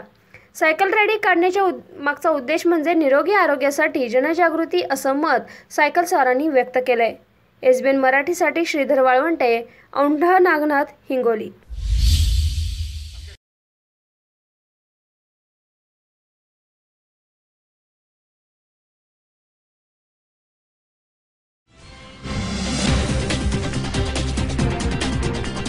अमरावतीमध्ये कोरोना उपाययोजनांच्या अनुषंगानं पालकमंत्र्यांची डॉक्टरांशी चर्चा झाली आहे। यामध्ये वैद्यकीय यंत्रणेसमोरील सर्व प्रश्न प्राधान्यानं आणि तात्काळ सोडवू असं आश्वासन पालकमंत्री यशोमती ठाकूर यांनी दिले। कोरोना बाधितांवरील उपचारासाठी आरोग्य सुविधांमध्ये सातत्यानं भर टाकण्यात येत आहे। कोरोना प्रतिबंधक उपाययोजनांमध्ये अखंडित रुग्णसेवेसाठी डॉक्टरांकडून अमूल्य योगदान मिळत आहे। कोरोना बाधितांची संख्या वाढत असल्यानं यापुढेही वैद्यकीय सुविधांमध्ये भर घालण्याच्या दृष्टीनं सहकार्य करावं। उपचारांबाबत खासगी वैद्यकीय यंत्रणेपुढील सर्व प्रश्न प्राधान्यानं आणि तात्काळ सोडवण्यात येतील असं प्रतिपादन राज्याच्या महिला आणि बालविकास मंत्री तथा अमरावती जिल्ह्याच्या पालकमंत्री ॲडव्होकेट यशोमती ठाकूर यांनी आज इथं केलं आहे। कोरोना बाधितांवरील उपचार आणि आवश्यक उपाययोजनांच्या अनुषंगानं रुग्णालय चालक तसेच डॉक्टरांची बैठक बचत भवनात झाली आहे। यावेळी त्या बोलत होत्या। जिल्हाधिकारी शैलेश नवाल, जिल्हा परिषदेचे मुख्य कार्यकारी अधिकारी अमोल येडगे, निवासी उपजिल्हाधिकारी डॉक्टर नितीन व्यवहारे यांच्यासह इंडियन मेडिकल असोसिएशनचे अध्यक्ष डॉक्टर अनिल रोहनकर, सचिव डॉक्टर आशिष साबू, डॉक्टर सोहेल बारी, डॉक्टर बख्तार, सौरभ मालानी यांच्यासह वैद्यकीय क्षेत्रातील अनेक मान्यवर या बैठकीला उपस्थित होते। पहिल्या दिवशीपासून सगळेच जण खूप काम करतात, पण याच्यासोबत आपल्याला काही काळजी घ्यायची आहे। जे काही टेक्निकली आपल्याला त्रास गेला मागच्या काळामध्ये, मग तो ऑक्सिजनचा असो किंवा मेडिसिनचा असो, ते आम्ही सातत्याने हाताळतोय, सातत्याने त्या कंपनीच्या टचमध्ये आहे। आता तुम्हालाही कळलेलं आहे की आता उद्यापासून त्याचाही स्टॉक, मेडिसिनचा पण स्टॉक आपल्याकडे येणार आहे। कंटिन्युअसली आम्ही मुख्यमंत्र्यांच्या ऑफिसमध्ये, उपमुख्यमंत्र्यांच्या ऑफिसमध्ये तिथनंही पाठपुरावा ऑक्सिजन आणि लिक्विड ऑक्सिजन व्यवस्थित मिळावं म्हणून होतोय। नागपूर आणि धुलाई प्लांटमध्ये आम्ही ट्रान्सपोर्टिंगला जो काही प्रॉब्लेम झाला तोही आता 2-4 दिवसांमध्ये आम्ही सॉल्व्ह करण्याचा प्रयत्न करतोय।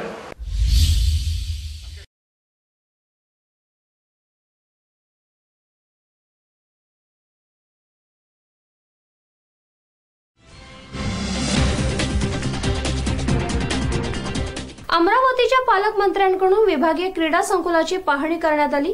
क्रीडा संकुल आणि प्रलंबित प्रश्नांबाबत परिपूर्ण माहिती सादर करण्याच्या सूचना त्यांनी केल्या आहेत। क्रीडा संकुलमध्ये आवश्यक सुविधा, जिल्हा क्रीडा संकुलाचं काम आणि इतर प्रलंबित बाबींच्या अनुषंगानं सविस्तर माहिती सादर करावी असे निर्देश अमरावतीच्या पालकमंत्री ॲडव्होकेट यशोमती ठाकूर यांनी आज इथं दिले आहेत। इथल्या विभागीय क्रीडा संकुलाला भेट देऊन पाहणी पालकमंत्री यशोमती ठाकूर यांनी केली। यावेळी त्या बोलत होत्या। जिल्हा क्रीडा अधिकारी गणेश जाधव यांच्यासह क्रीडा अधिकारी, कर्मचारी उपस्थित होते। अमरावतीच्या पालकमंत्री ॲडव्होकेट यशोमती ठाकूर पुढे म्हणाल्या की क्रीडा संकुलात आवश्यक सुधारणांच्या अनुषंगानं परिपूर्ण माहिती सादर करावी। तालुका क्रीडा संकुल आणि इथल्या आवश्यक कामं यांचंही सादरीकरण करावं। जिल्हा क्रीडा संकुलाबाबतची कार्यवाही विहित मुदतीत पूर्ण होणं आवश्यक आहे। या संबंधित स्वतंत्र बैठकीचं आयोजनही केलं होतं।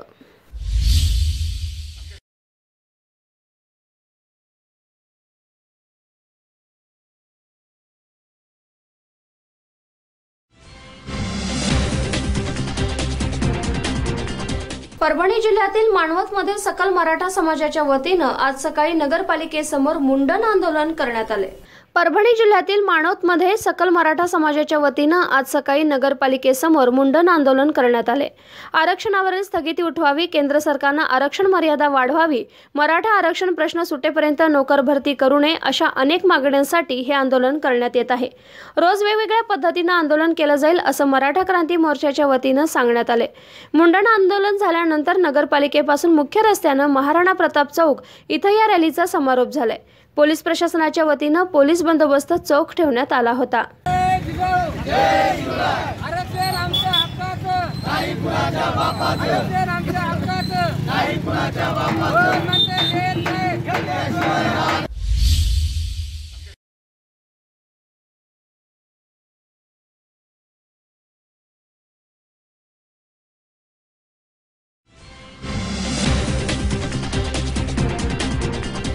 सिंदखेड राजा तालुक्यात ढगफुटी सदृश पावसाचा धुमाकूळ चालू आहे. हजारो हेक्टरवरील कपाशी आणि सोयाबीन पिकं पाण्याखाली गेली आहेत. सिंदखेड राजा तालुक्यामध्ये सोनोशी परिसरात ढगफुटी सदृश पावसानं 3-4 दिवसांपासून धुमाकूळ घातलाय. यातच रात्री अतिमुसळधार पाऊस झाल्यानं विद्रुपा नदीनं रौद्ररूप धारण केलं. यातच या नदीच्या पात्राच्या बाजूला असलेले हजारो हेक्टर जमिनीवरील सोयाबीन आणि कपाशी हे पीक जमीनदोस्त झालं आहे. तर आजूबाजूचं क्षेत्र अजूनही पाण्याखाली आहे. रात्रभर चालू असलेल्या मुसळधार पावसानं जनजीवन पूर्णतः विस्कळीत झाले.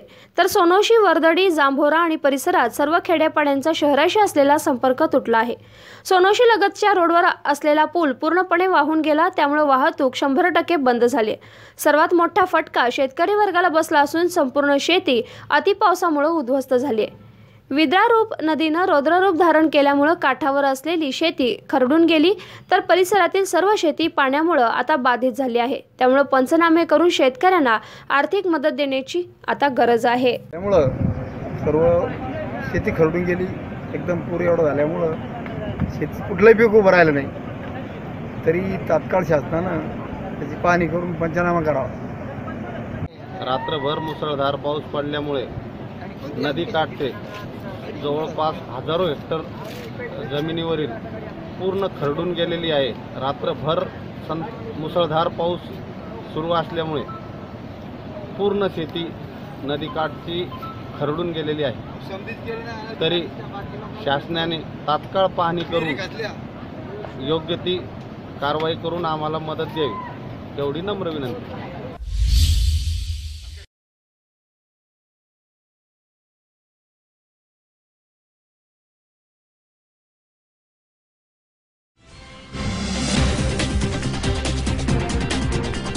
डॉक्टरांपूर्वी जयंत पाटील यांच्या कामाचं ऑडिट झालं पाहिजे. जयंत पाटलांसारखा राजा जिल्ह्याला मिळाला, मात्र हा राजा आंधळा आणि बहिरा या भूमिकेतील आहे, अशी जोरदार टीका गोपीचंद पडळकर यांनी केली आहे. सांगलीमध्ये पैशाचं ऑडिट नव्हे तर डॉक्टरांच्या कामाचं ऑडिट करण्याची गरज आहे, असं वक्तव्य जलसंपदा मंत्री जयंत पाटील यांनी केलं होतं. या वक्तव्यावर बोलताना पडळकर यांनी जयंत पाटील जिल्ह्यातील कोरोना यंत्रणा हाताळण्यात कमी पडल्याची टीका केली. जयंत पाटलांसारखा राजा जिल्ह्याला मिळाला, मात्र हा राजा आंधळा आणि बहिरा या भूमिकेत नेहमी राहतो. म्हणजे काही गोष्टी दिसून न दिसल्यासारखं आणि ऐकून न ऐकल्यासारखं करायचं असा हा राजा आहे.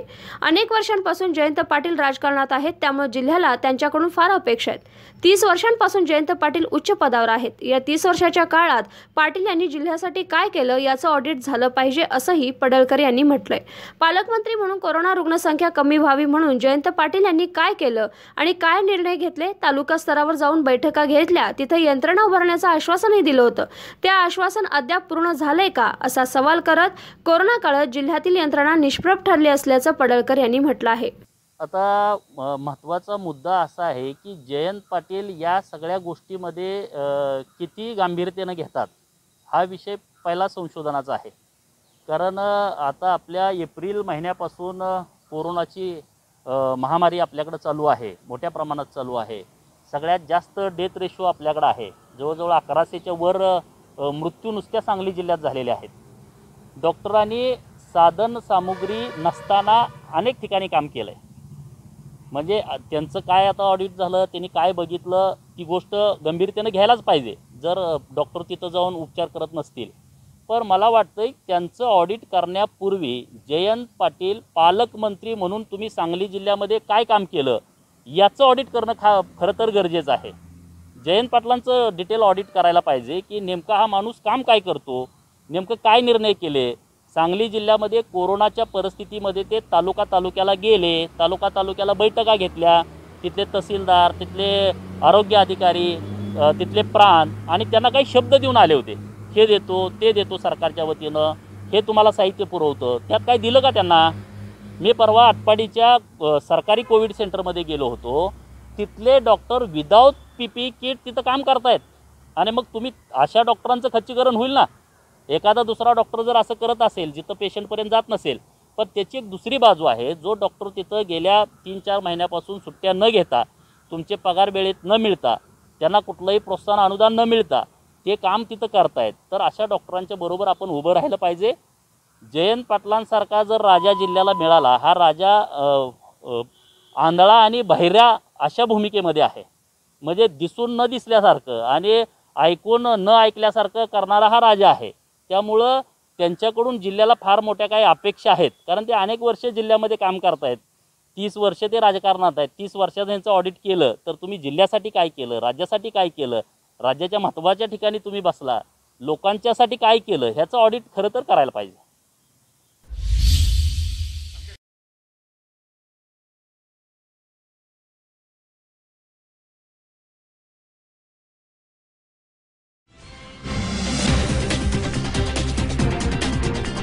कडेगाव इथल्या बलात्कार प्रकरणी आरोपी हसबनीसचा जामीन फेटाळावा यासाठी जीवितास धोका असल्याबद्दलही पीडितेनं सांगली इथल्या सत्र न्यायालयात शपथपत्र दाखल केलं. आरोपीनं दाखल केलेल्या जामीन अर्जावर आज सांगली इथं सत्र न्यायालयामध्ये सुनावणी होती. या प्रकरणी बलात्कार पीडितेचे म्हणणं ऐकून घ्यावं याकरिता तिच्या वतीनं ॲडव्होकेट अमित शिंदे हे बाजू मांडत आहेत. आज सदर प्रकरणी जामीन अर्जाला तीव्र विरोध करणारं प्रतिज्ञापत्र दाखल करण्यात आलं. यामध्ये तपास अधिकारी हे आरोपीला मदत करत असल्याचा आरोप बलात्कार पीडितेनं केला आहे. आपण पोलिसांकडे हजर केलेली कपडे आणि पुराव्यांमध्ये छेडछाड केली गेली असून आरोपीनं गुन्हा दाखल झाल्यानंतर घरी येऊन धमकावल्याचं आणि फिर्याद मागे घेण्यासाठी पैशाची ऑफर दिली असल्याचं यामध्ये म्हटलं आहे. तसंच पोलीस व्यवस्थित तपास करत नसल्यामुळे राज्य शासन आणि विविध विधान परिषदेच्या उपसभापती माननीय नीलमताई गोरे यांच्याकडे या गुन्ह्याचा तपास सीआयडीकडे वर्ग करण्याची विनंती करण्यात आली. त्यामुळे आरोपीला जामीन दिल्यास माझ्या जीवितास धोका निर्माण होणार असून आरोपी पुरावा नष्ट करण्याची शक्यता असल्याचं पीडितेनं प्रतिज्ञापत्रामध्ये म्हटलं आहे. आज त्याबाबत आरोपीच्या वकिलांनी युक्तिवाद केला. सरकारी वकिलांच्या युक्तिवादासाठी दिनांक 22 सप्टेंबर रोजी तारीख नेमली आहे, अशी माहिती ॲडव्होकेट अमित शिंदे यांनी दिली आहे. कडेगाव बलात्कार प्रकरणातील आरोपी हसबनीस यांनी अटकपूर्व जामिनासाठी जिल्हा सत्र न्यायालयामध्ये धाव घेतलेली आहे. त्या जामिनाच्या सुनावणीमध्ये फिर्यादीच्या वतीनं म्हणजे मूळ बलात्कार पीडितेच्या वतीने आम्ही वकीलपत्र दाखल केलं आहे. त्यासोबत आज तिचं म्हणणं शपथपत्र दाखल केलं आहे. त्या शपथपत्रामध्ये याला जामिनावरती खुले केल्यास पुरावा नष्ट करण्याची भीती व्यक्त केली आहे. त्याचबरोबर पीडितेच्या जीवितास धोका निर्माण होऊ शकतो असं पीडितेने म्हटलेलं आहे. वास्तविक पीडितेच्या म्हणण्यानुसार आता सध्या सुद्धा तपासामध्ये बऱ्याच पुराव्यांची छेडछाड केली गेली आहे. त्यामुळे हा तपास सीआयडीकडे वर्ग करण्यासाठी राज्य सरकारकडे मागणी केली असल्याचं त्यांना कथन केलं आहे आणि राज्य सरकारकडे सीआयडीकडे तो वर्ग होईल. त्यामुळेच हा तपास होईपर्यंत आरोपीचा जामीन फेटाळण्यात यावा अशा पद्धतीची मागणी आज केलेली आहे. त्यावरती आरोपीच्या वकिलांचा युक्तिवाद देखील झाला. सरकारी वकिलांच्या युक्तिवादासाठी सदर प्रकरण उद्या रोजी ठेवलेले आहे.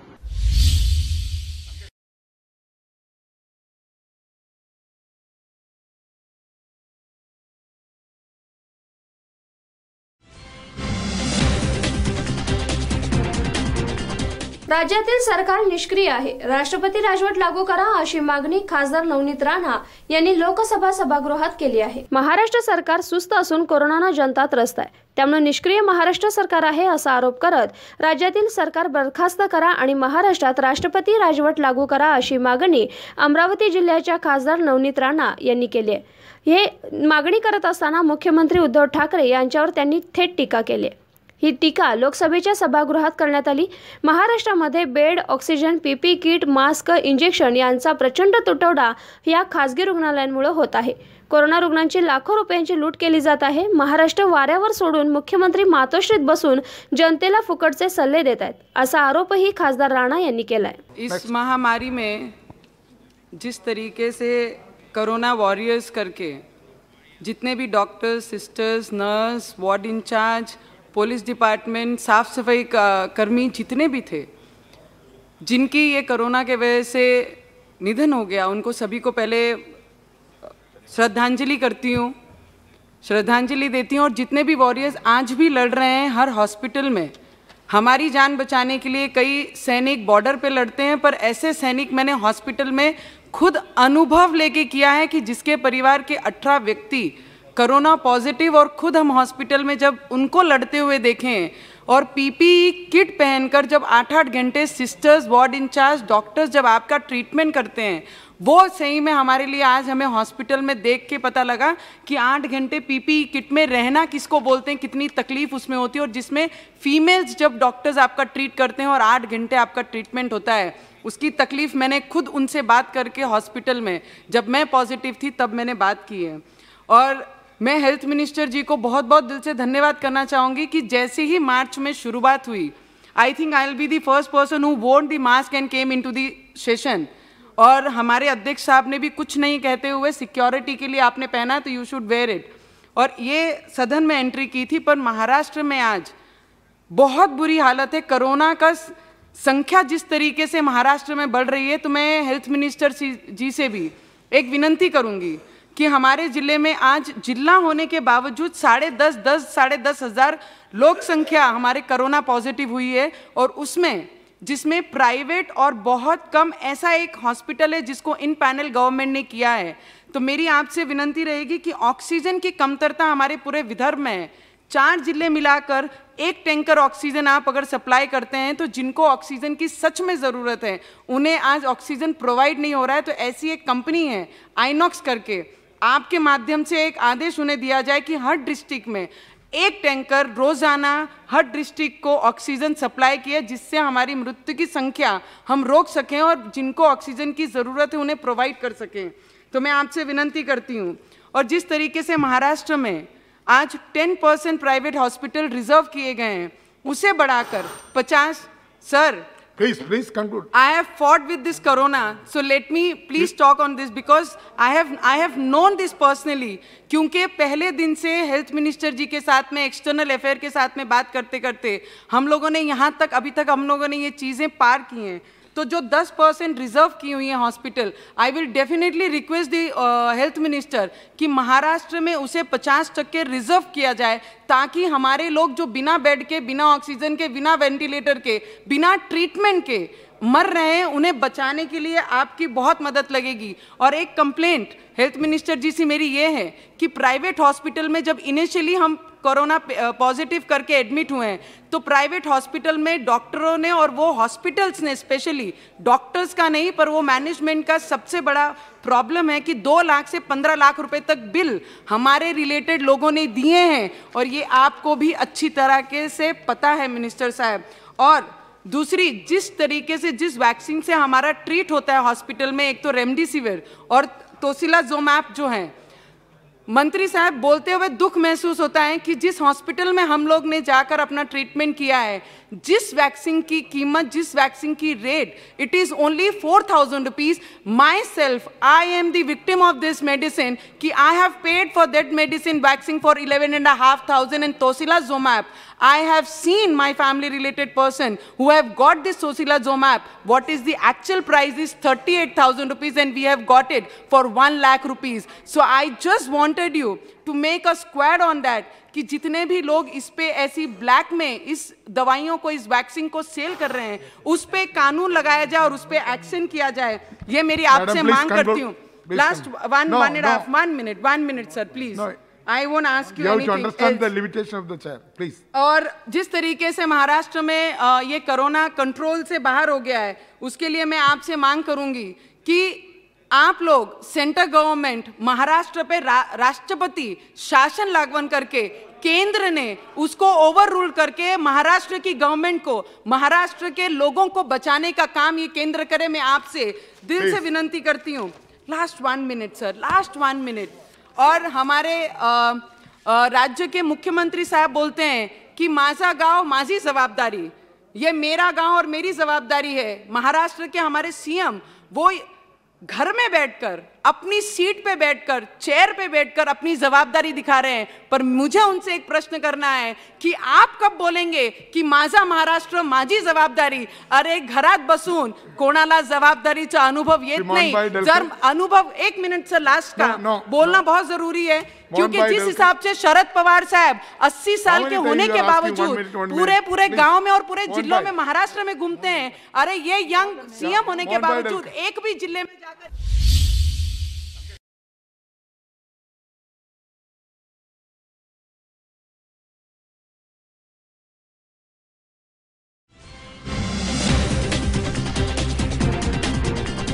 लोकल सेवेसाठी मनसेचे सविनय कायदेभंग आंदोलन सुरू आहे. आंदोलनकर्त्यांना नवी मुंबई पोलिसांनी नोटीस बजावली आहे. जगभरात कोरोना महामारीच्या संकटाचं सावट निर्माण झाल्यापासून देशासह राज्यात मार्चपासून लॉकडाऊन सुरू झाला. तेव्हापासूनच लोकल ट्रेनची सेवा बंद करण्यात आली. मात्र अनलॉकमध्ये मुंबईसह उपनगर आणि हार्बर लाईनवरील लोकल सेवा अत्यावश्यक सेवेतील लोकांसाठी मर्यादित सुरू झाली. सर्वसामान्य जनतेला मात्र लोकल सेवेचा लाभ मिळत नसल्यानं महाराष्ट्र नवनिर्माण सेनेच्या वतीनं आज सविनय कायदेभंग या आंदोलनाला सुरुवात होणार आहे. मुंबईपासून जवळ असलेल्या पनवेलमध्ये सकाळी 10 वाजता हे आंदोलन करण्यात येणार असल्यानं नवी मुंबई पोलिसांतर्फे मनसेच्या कार्यकर्त्यांना 149 नुसार नोटीस बजावण्यात आली आहे. यामध्ये आंदोलन न करण्याचं आवाहन करण्यात आले. तरीही मनसेनं आक्रमक भूमिका घेतली असल्यानं या आंदोलनाकडे सर्वांचं आता लक्ष लागून आहे.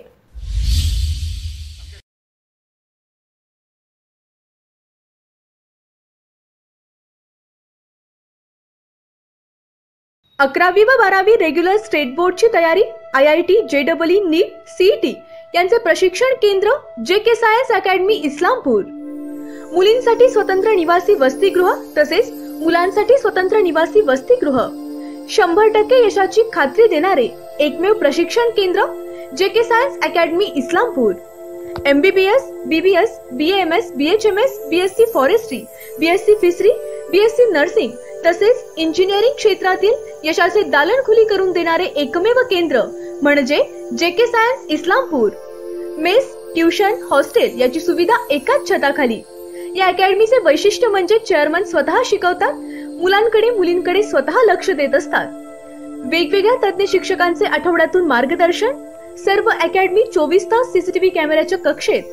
सर्वात महत्त्वाचे फक्त 30च विद्यार्थ्यांस प्रवेश. त्वरा करा, ऍडमिशन सुरू, मर्यादित प्रवेश. आता चिंता करू नका, स्पेशल एज्युकेशनल टॅब करा.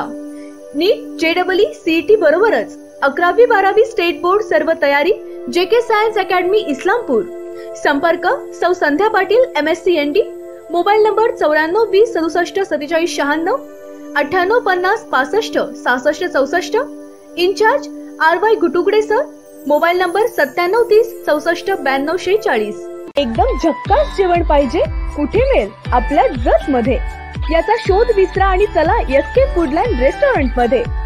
शुद्ध शाकाहारी आणि मांसाहारी जेवणासाठी आता जतकरांच्या सेवेत सुरू झाले उत्कृष्ट चवीचे SK Foodland family hotel and restaurant.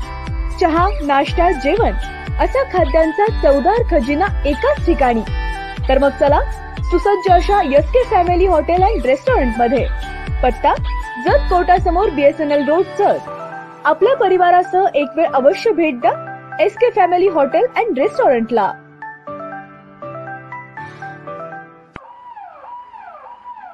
अत्याधुनिक उपचार आणि तपासण्या एकाच छताखाली मिळण्याचं ठिकाण म्हणजे सेवा सदन लाईफलाईन सुपर स्पेशालिटी हॉस्पिटल.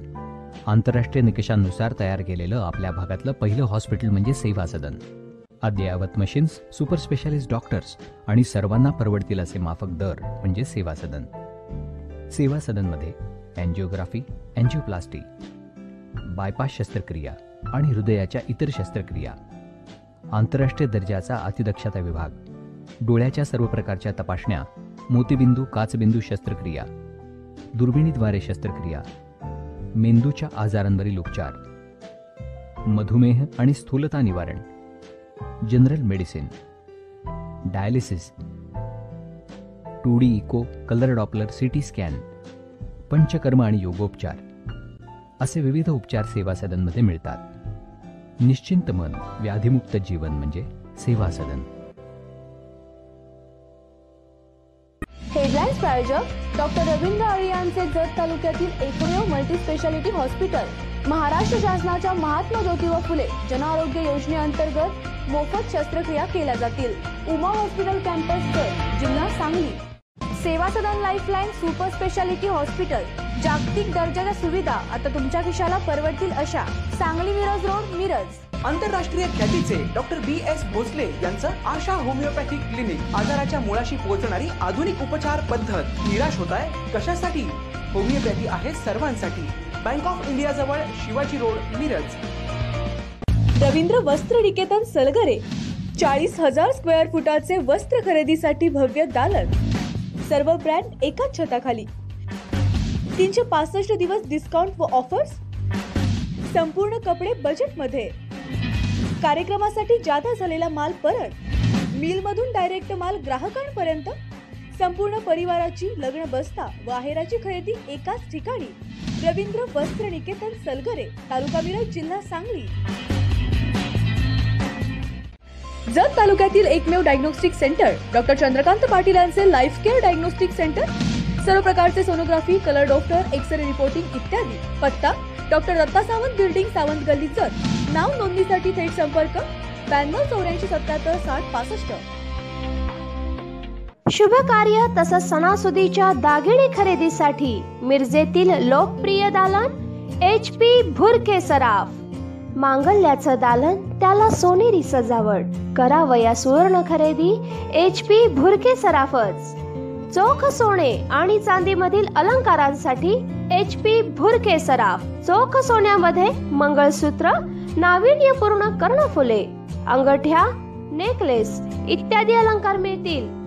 तसंच चोख चांदीमध्ये पैंजण, करंडे, निरांजन, फ्रेम, ग्लास, अत्तरदाणी, गुलाबदाणी, तबक करंडे, मूर्ती असे अलंकार मिळतील. राशींचे खडे ही तर आमची स्पेशालिटी. माणिक, मोती, पोवळं, पाचू, पुष्कराज, हिरा, नीलम, गोमेद, लसण्या या रत्न खरेदीसाठी HP भुरके सराफ. तसंच आमच्याकडे फॉर्मिनचे म्हणजेच 1 ग्रॅमचे दागिने देखील मिळतील. एक वेळ अवश्य भेट द्या HP भुरके सराफ, शनिवार पेठ, सराफ कट्टा, मिरज. मोबाईल 98 947 696.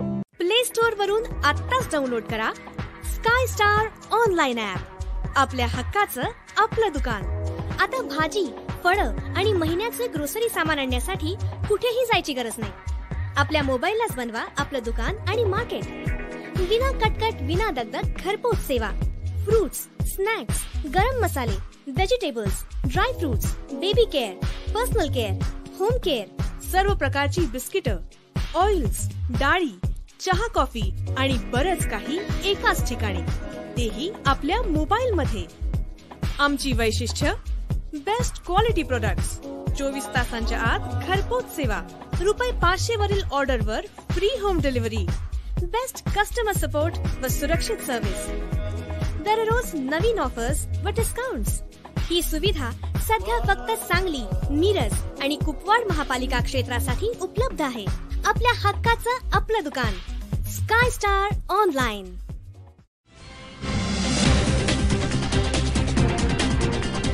मराठा आरक्षणाला स्थगिती आल्यानंतर आज मुंबईमध्ये ठिकठिकाणी ठिय्या आंदोलन सुरू आहे. यामध्ये अशातच आज मुंबईत मराठा आरक्षणासंदर्भात सर्वपक्षीय बैठक पार पडली. या बैठकीमध्ये रिव्ह्यू पिटिशन दाखल करण्यात यावं किंवा ऑर्डिनन्स काढणे आणि अपील्स देऊन स्थगिती उठवणं या संदर्भात आज चर्चा करण्यात आली आहे. याविषयी सरकारनं आता मराठी आंदोलकांना विश्वासात घ्यावं असं विरोधी पक्षनेते प्रवीण दरेकर यांनी मत व्यक्त केलंय. कुठल्याही परिस्थितीत सरकारला मराठा आरक्षण द्यावंच लागेल असा विश्वास द्यावा असं मत विरोधी पक्षनेते प्रवीण दरेकर यांनी मांडले. प्रवीण दरेकर पुढे म्हणाले की आज संपूर्ण मुंबई शहरात मराठा समाजाचं उत्स्फूर्तपणे आंदोलन सुरू आहे, परंतु सरकारकडून एक प्रकारचा दहशतवाद दिसत आहे. मराठा आंदोलन चिरडून टाकायचेच अशा प्रकारचे हिटलरशाही प्रवृत्तीचं वातावरण दिसत आहे. मराठा समाजाला विश्वासात घेऊनच भूमिका घ्यावी लागेल. 100% मराठा आरक्षणाच्या विरोधात आहेत, कारण आरक्षण हायकोर्टात गेल्यानंतर ज्या पद्धतीनं सुप्रीम कोर्टात बाजू मांडायची आहे त्या पद्धतीनं सरकार बाजू मांडू शकलं नाही. परंतु याविषयी सरकारनं आता तरी मराठा आंदोलकांना विश्वासात घ्यावं असं मत विरोधी पक्षनेते प्रवीण दरेकर यांनी मांडलंय. मराठा आरक्षणाविषयी त्या ठिकाणी 3 पर्यायांचा विचार केला गेला. एक तर रिव्ह्यू पिटिशन, ऑर्डिनन्स काढणं किंवा स्थगिती दिले तेवढ्यापुरतं अपील्स करून उठवणं, आणि त्यातला स्थगितीवर अपील करून उठवणं या पर्यायावर त्या ठिकाणी जाण्याचं ठरलं. आणि तशा प्रकारची मुवमेंट उद्या परवा त्या ठिकाणी होईल. आणि त्यामुळे मराठा आरक्षण कुठल्याही परिस्थितीत महाराष्ट्रामध्ये सरकारला द्यावंच लागणार आहे. परंतु आम्ही असं सुचवलं की हे आरक्षण देईपर्यंत ज्या काही तत्सम सवलती देता येतील, अण्णासाहेब पाटील महामंडळ असेल, सारथीसारखी संस्था असेल, मराठा विद्यार्थ्यांची प्रतिपूर्ती असेल, या माध्यमातून त्यांना विश्वास देण्याची आवश्यकता आहे आणि ती द्यावी अशी भूमिका त्या ठिकाणी आम्ही विरोधी पक्ष म्हणून घेतलेली आहे. एकंदरीतच जे सॉलिसिटर जनरल होते कुंभकोणी त्यांनी आरोपसुद्धा लावलेला आहे की फडणवीसांनी, माजी मुख्यमंत्री होते जे फडणवीस, त्यांनी मला युक्तिवाद करण्यापासून रोखलेला होता आणि आता मराठा आरक्षणावरतून जे राजकारण होतं आहे, विविध सत्तेतल्या नेत्यांची जी विधानं आहेत तर त्याकडे आपण विरोधी पक्षनेते म्हणून कसं? नाही, फडणवीस साहेबांनी असं कधीही रोखलं नाही. पहिल्या सरकारच्या काळात पण कुंभकोणी होते सहाय्यक जनरल म्हणून, यानंतर आत्ताच्या सरकारमध्ये आहेत आणि देवेंद्रजींच्या काळात होते. आणि मराठा मोर्चाचा दबाव झाल्यानंतर ज्या ठिकाणी सर्वपक्षाने ठरलं की थोरात साहेबांच्या नेतृत्वाखाली टीम करायची, ज्याने ते आरक्षण टिकवलं त्यांना जबाबदारी दिली गेली.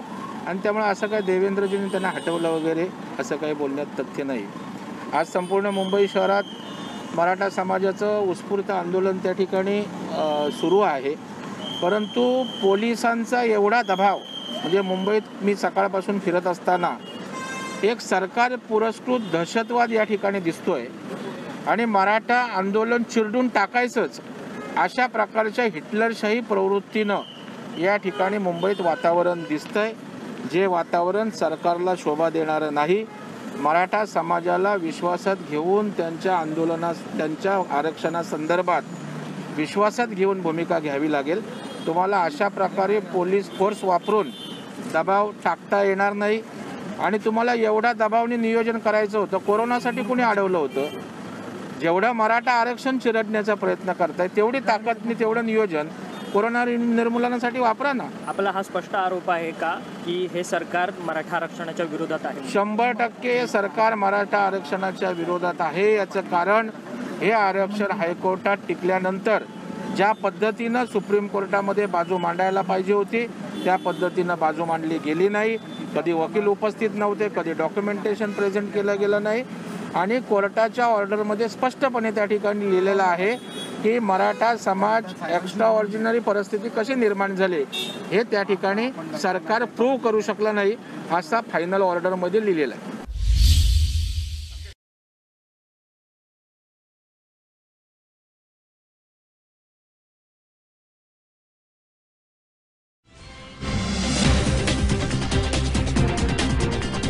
काही अधिकारी सरकार पाडण्याचा प्रयत्न करीत असल्याचं वृत्त निराधार असल्याचं गृहमंत्री अनिल देशमुख यांनी म्हटले.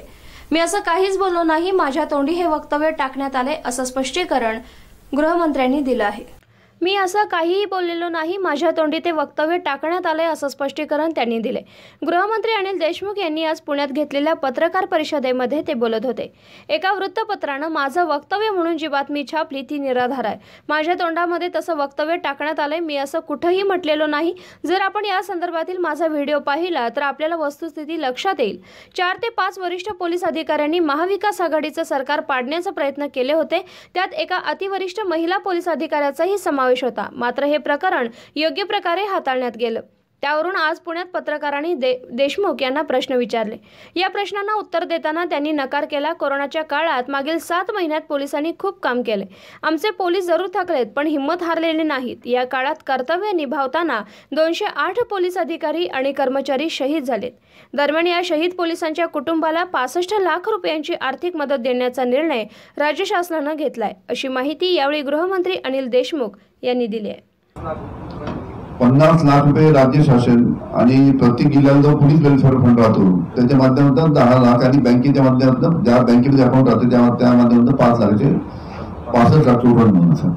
कुठल्याच आतापर्यंत डॉक्टर्स असतील किंवा काय असतील तर त्याचं बायफर्केशन करून जे केंद्राने विमा उतरवलाय त्याचेही पैसे मिळत नाहीत अजून त्यांच्या कुटुंबियांना. केंद्राने जो उतरवला होतो राज्य शासन जो निर्णय घेतला, राज्य शासन जे कबूल केलं होतं त्या पद्धतीनं सर्वांना जे आम्ही राज्य शासन निर्णय घेतला होता त्या पद्धतीने आम्ही त्यांच्या कुटुंबाला मदत केलेली आहे.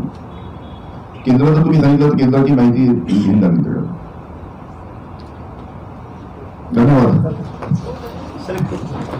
माझ्या तोंडात टाकलेले मध्यंतरी काही अधिकाऱ्यांच्या बदल्या झाल्या एवढ्या 42 ते रुटीन भाग होता की काही? रुटीन भाग होता. ज्यांना 2 वर्ष झाले रुटीन जशा दरवर्षी बदल्या होत्या त्यातला तो पडला. नाही, मध्यंतरी पवार साहेबांनीच एका अधिकाऱ्याचं थेट नाव घेऊन सांगितलं होतं की एल्गार प्रकरणामध्ये स्पेसिफिक नंतर त्यांना बाजूला हटवण्यात आलं. त्याचा काही संबंध आहे का तुमच्या वेदनाशी? नाही तसं काही. बऱ्याचदा पुणे सीपी हा नागपूर पॅटर्ननुसार येतो. काय म्हणतात? बऱ्याच वेळेस पुणे सीपी हे नागपूर मार्गे येतात. म्हणजे याच्या अगोदर ते 2 सीपी जे असतात ते नागपूर टू पुणे आलेले आहेत. यावेळेस आपण वेगळ्या पद्धतीनं फाटा देऊ मुंबई थ्रू पुणे सीपी बसवलेले आहेत. म्हणजे त्याची बदली तिथं करण्यात आली. हा पायंडा थोडा बदलण्याचा प्रयत्न केला. काय वाटतं त्याबद्दल? तसं काही नाही. नागपूर मार्गे हो की मुंबई मार्गे हो, मार्गे शेवटी महाराष्ट्रातूनच जाणार. तर तुम्ही 13% म्हणालात, पण सगळ्या मराठा संघटनांचं म्हणणं आहे की असं काही 13% राखीव ठेवता येणार नाही. आमचा पूर्ण विरोध आहे, पूर्ण भरती थांबवण्यात यावी. मी सांगितलं तर काय वक्तव्य म्हणजे बोलून देवती काय तुम्ही आता तुम्ही राखीव ठेवल्या जातील, पण पॉसिबल आहे का 13% बोलला आमचं तेच म्हणणं आहे की मराठा समाजाला अन्याय होणार नाही या पद्धतीने आम्ही भूमिका आमची राहील. त्यामध्ये 13% जागा बाजूला ठेवून आपल्याला ही भरती कशा पद्धतीने करता येईल त्याचा कायदेशीर सल्ला घेऊन आम्ही पुढे जाऊ. पण कोणत्याही समाजाला अन्याय होणार नाही. शक्य नसेल तर मग पुढे काय पाहू काय तर. आता आज नवीन सीपी जॉईन झाले मग पुण्यामध्ये अमिताभ गुप्ता, त्यांचं वादवाद प्रकरण खूप गाजलं. त्या संदर्भात त्यांची चौकशी संपली, नेमकं काय आहे? असं आहे की अमिताभ गुप्ता मुंबईला आमचे प्रिन्सिपल सेक्रेटरी होते. कोरोनाच्या काळामध्ये त्यांच्या हाताने चूक झाली, मोठी चूक झाली. त्याचं कोणी समर्थन करणार नाही त्या चुकीबद्दल. त्याची इन्क्वायरी सुद्धा झाली, त्यांची शिक्षा सुद्धा त्यांना झाली. पण अमिताभ गुप्तांचं बॅकग्राऊंड पाहिलं तर एक अतिशय कर्तव्यदक्ष अधिकारी आहे. त्याच्यामुळे त्यांना कुठेतरी जबाबदारी द्यायची होती त्यांना. बक्षीस मागली जाते सर बेसिकली. त्यांच्या मागचा बोलवलं तरी कोणतरी दुसराच आहे, तर असा निर्णय घेऊ शकत नाही असं विरोधकांचं म्हणणं आहे. सर, तुम्ही लॉकडाऊनच्या काळात सांगितलं होतं की सर्वसामान्य जनतेने नियम तोडले तर काठीला तेल लावा, असा तुमचा एक व्हिडिओ होता. आणि हाच नियमबाह्य काम अमिताभ गुप्तांनी पण त्याच काळात केलं होतं. तर सर्वसामान्य लोकांना एक दुसरा न्याय आणि अमिताभ गुप्तांनी नियम मोडलं तरी त्यांना दुसरा न्याय, असा संधी जात नाही का त्याच्यात? सांगितलं की त्यांची चूक झाली, त्याचं कोणी समर्थन करणार नाही. आणि एक चांगले अधिकारी त्यांचा म्हणजे आतापासून तर त्यांचा इतक्या वर्षाचा ट्रॅक रेकॉर्ड पाहिला तर चांगले अधिकारी म्हणून त्यांचं नाव आहे. त्याच्यामुळे चूक झाली, त्यांनी ती मान्य सुद्धा केली, त्याचं कोणी समर्थन करणार नाही. आणि त्यांच्यावर काहीतरी जबाबदारी शेवटी महाराष्ट्र द्यावं लागेल ना. सर, तुम्ही आता म्हणजे शिक्षा पण दिली, नेमकी शिक्षा काय दिली? ती आता डिपार्टमेंट इन्क्वायरीने जे सुचवलं होतं त्यातून त्यांना शिक्षा झाली त्यावेळेस. कशा काय शिक्षा काय सांगू शकाल?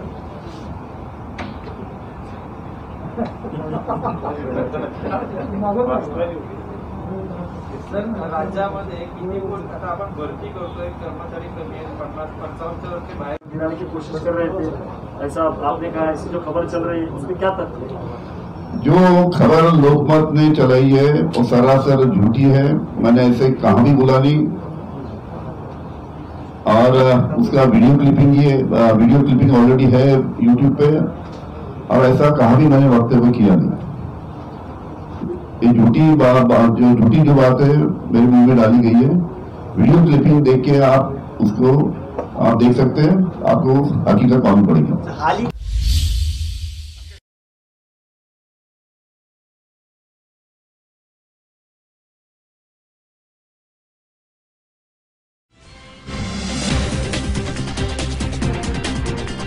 पावसानं बळीराजा पूर्णतः उद्ध्वस्त होत आहे. दुष्काळी पट्टा म्हणून ओळखल्या जाणाऱ्या पंढरपूर, सांगोला आणि माळशिरस या तालुक्यात ढगफुटीचा मोठा फटका शेतकऱ्यांना बसत आहे.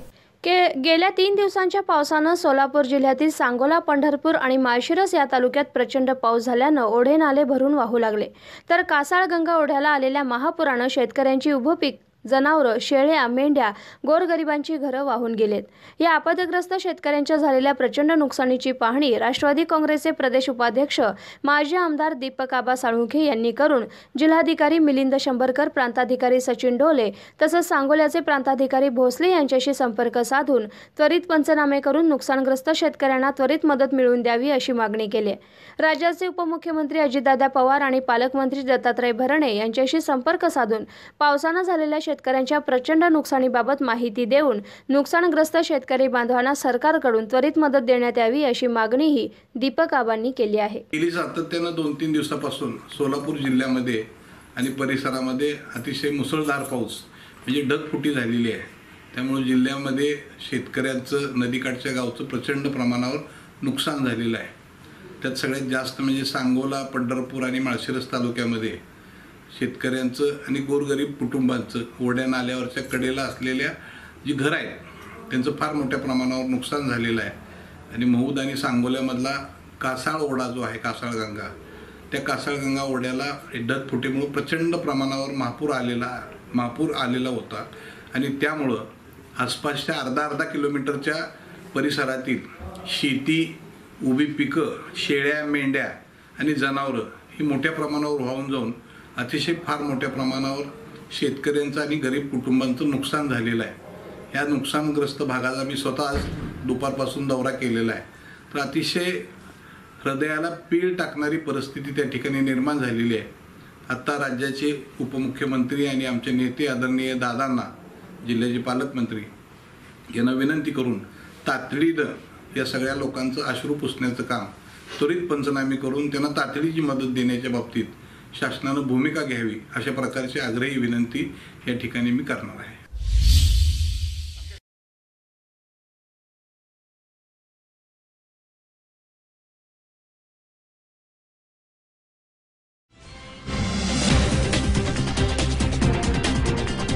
मराठा आरक्षणाला स्थगिती आल्यानंतर आज मुंबईमध्ये ठिकठिकाणी ठिय्या आंदोलन सुरू आहे. यामध्ये अशातच आज मुंबईत मराठा आरक्षणासंदर्भात सर्वपक्षीय बैठक पार पडली. या बैठकीमध्ये रिव्ह्यू पिटिशन दाखल करण्यात यावं किंवा ऑर्डिनन्स काढणे आणि अपील्स देऊन स्थगिती उठवणं या संदर्भात आज चर्चा करण्यात आली आहे. राज्य सरकारनं ही भरती त्वरित थांबावी, अन्यथा याचे पडसाद तीव्र होतील असा इशारा संभाजी ब्रिगेडच्या वतीनं देण्यात आलाय.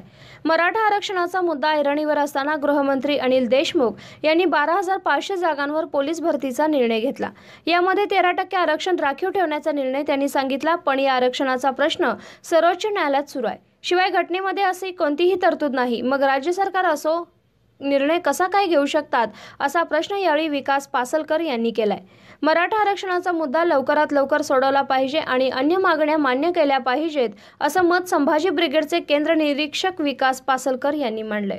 की मराठा समाज हा राजकीय दृष्ट्या प्रत्येक क्षेत्रामध्ये ग्रामपंचायत ते संसद पर्यंत सत्तेमध्ये आहे, परंतु मराठा समाजातील तरुणांचं जे भवितव्य आहे ते भवितव्य शिक्षण आणि नोकरीमध्ये आहे आणि ते भवितव्य अबाधित राखण्यासाठी राज्य सरकारने पुढे लागून त्यांचं हे उद्याचं भविष्य त्यांचं अंधारामध्ये आलेलं आहे ते संरक्षित करण्याची जबाबदारी ही राज्य सरकारची आहे. आणि त्याचबरोबर न्यायालयाकडे पुढे आता जे अलीकडे 2-3 पर्याय जे राज्य सरकारच्या समोर सुचलेले आहेत त्या पर्यायांमध्ये एक तर अध्यादेश काढणे, त्यानंतर अंतरिम स्थगिती उठवणे आणि त्याचबरोबर सर्वोच्च न्यायालयाचे सरन्यायाधीश यांच्याकडे विनंती करून या ठिकाणी घटनापीठाकडे तो प्रस्ताव सादर करून घटनापीठाकडून ही स्थगिती उठवणे अशा पद्धतीचे वेगवेगळे विषय पुढे आलेले आहेत. आम्हाला या माध्यमातून न्यायालयात काय होईल ते होईल, परंतु या ठिकाणी राज्य सरकारला हे सांगायचंय की अलीकडे तुम्ही 12,000 पोलीस भरतीचा विषय घेतलेला आहे. 12,000 या ठिकाणी पोलिसांची भरती करणार आहात. त्या ठिकाणी 13% आरक्षित जागा बाजूला ठेवून या ठिकाणी मराठा आरक्षणाच्या 13% जागा बाजूला ठेवून ही भरती करणारे तर ही अत्यंत चुकीची आहे. ही सरासर दिशाभूल आहे. 13% असं कुठल्याही पद्धतीने कुठेही कायद्यामध्ये किंवा हे टिकू शकणार नाहीये. आणि आजपर्यंत राज्यामध्ये आणि देशामध्ये असं घटनात्मक दृष्ट्या असं कुठल्याही एका समूहाला किंवा एका जातीला बाजूला ठेवून अशा जागा किंवा अशी भरती करता येत नसती. त्यामुळे महाराष्ट्रातील अनेक मराठा समन्वयक असतील, मराठा क्रांती मोर्चा आणि समाजाच्या अनेक संघटना असतील, सर्व संघटनांचं राज्य सरकारला हे सांगणं आहे की आपण कुठल्याही प्रकारची भरती करू नका.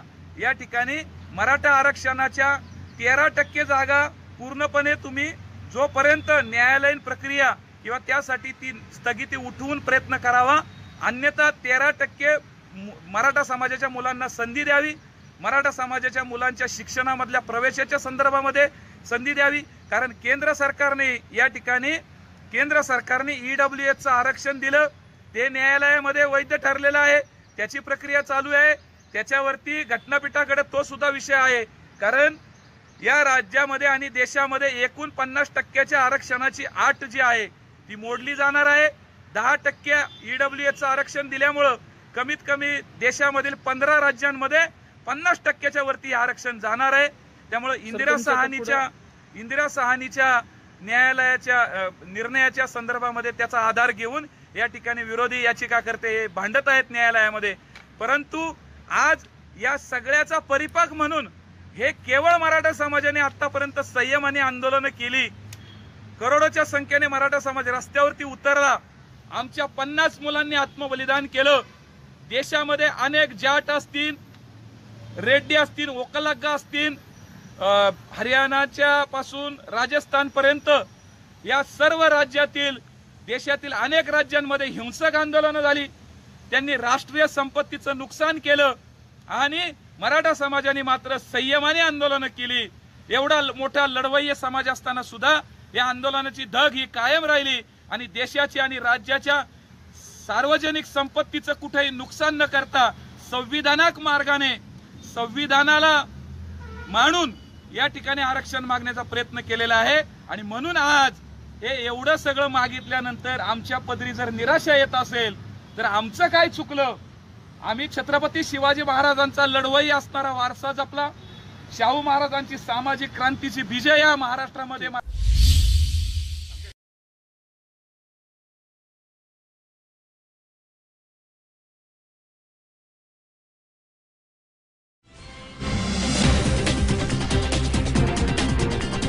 जयसिंगपूर क्रांती चौकात मराठा आरक्षणासाठी धरणे आंदोलन सुरू आहे। आंदोलनात शहरातील सर्व पक्ष संघटनांनी जाहीर पाठिंबा दर्शवला आहे। सर्वोच्च न्यायालयाने मराठा समाजाच्या आरक्षणाला स्थगिती दिल्यानं मराठा समाजाच्या वतीनं जयसिंगपूर शहरातील क्रांती चौकातल्या शाहू महाराज पुतळ्याजवळ समाज बांधवांच्या वतीनं आज धरणे आंदोलन करण्यात आले। येत्या बुधवारी 23 सप्टेंबर रोजी उदगव टोल नाक्यावर रस्ता रोको करण्याचा निर्णय समाज बांधवांनी घेतलाय। यावेळी समाज बांधवांनी दिलेल्या घोषणांमुळे परिसर दुमदुमून गेला। आरक्षण आमच्या हक्काचं, नाही कोणाच्या बापाचं, छत्रपती शिवाजी महाराज की जय, जय भवानी, जय शिवाजी, एक मराठा लाख मराठा अशा घोषणा मराठा समाज बांधवांनी दिल्या। चंद्रकांत जाधव गुणकीकर, नगरसेवक बजरंग खामकर, संजय चव्हाण, विठ्ठल मोरे, माजी नगराध्यक्ष धनाजी देसाई, सुभाष भोजणे, प्रकाश पवार, प्रशांत धनोडे, अशोक कराळे, तेजस कुराडे, अनिल वाटरकर, सुनील ताडे, सुरेश शिंगाडे, गुलाब शेख, अभिजित भादिग्रे, अजित पवार, सयाजी शिंदे, अमर पाटील, शंकर नाळे, रणजित खामकर, धनंजय दळवी, आनंद चौगुले, प्रणव पवार, शंभूराज पवार इत्यादी उपस्थित होते। न्यायालयाने स्थगिती दिलेली आहे त्या स्थगितीला मराठा बांधव सर्वच मागच्या सोमवारी सुद्धा एक आंदोलन, हे आंदोलन आम्ही केलेलं आहे आणि आज हे दुसरं आंदोलन आहे। हे आंदोलन याच्या मागच्या वेळेला सुद्धा लाखो संख्येनं लोक रस्त्यावर येऊन मराठा बांधव आरक्षण संदर्भामध्ये शांततेत हे केलेलं आंदोलन केलेलं आहे। पण या सरकारला, दोन्ही सरकारला जाग आलेली नाही। ज्या वेळेला मागच्या वेळेला आंदोलन केलं त्यावेळेला जी आता सत्ताधारी आहे ती आमच्याबरोबर मागं होती आणि सत्ताधारी पुढे होती। आता दोन्ही सरकार समोर आहेत। आरक्षण जर आम्हाला सरळ पद्धतीने नाही मिळालं तर त्याचा उग्र परिणाम आता येतेल्या या काही दिवसातच आपल्याला दिसून येते। याच्या पुढचं आंदोलनाची दिशा असेल, पुढची दिशा येतेल्या बुधवारी उदगाव अंकली टोल नाक्यावर सकाळी 10 वाजता आम्ही रस्ता रोको करणार आहे। तर आम्ही सर्व मराठा बांधव पोलीस स्टेशनला अर्ज देऊन आम्ही रस्ता रोको करणार आहे। मराठा आरक्षण संदर्भामध्ये ज्या गोष्टी कराव्या लागतील ते सर्वजण आम्ही सगळे तयार आहे। रस्त्यावर आम्ही आता आलेलो आहे। आता इथून पुढची लढाई शांततेत होणार नाही असं मी तुम्हाला या ठिकाणी सांगतो।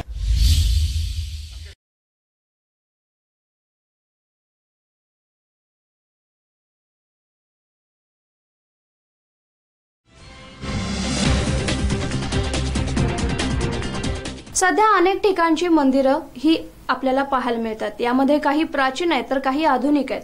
पण काही प्राचीन मंदिरं अशी आहेत की त्यांना सध्या त्यांच्याकडे सर्वांचंच दुर्लक्ष होत आहे। यामध्ये प्रशासनानंही लक्ष घालणं गरजेचं आहे, कारण पर्यटनाच्या दृष्टीनं ही मंदिरं अतिशय मोलाची जरी असली तरी ती भक्त आणि भाविकांसाठी देखील तितकीच महत्त्वाची आहेत। कवठेमहांकाळ तालुक्यातील कुची इथलं एक पुरातन मंदिर हे हेमाडपंथी शिवमंदिर आहे। स्थानिक प्रशासनानं पूर्णपणे दुर्लक्ष केल्यामुळे इथं गवत आणि कचरा पाहायला मिळतोय।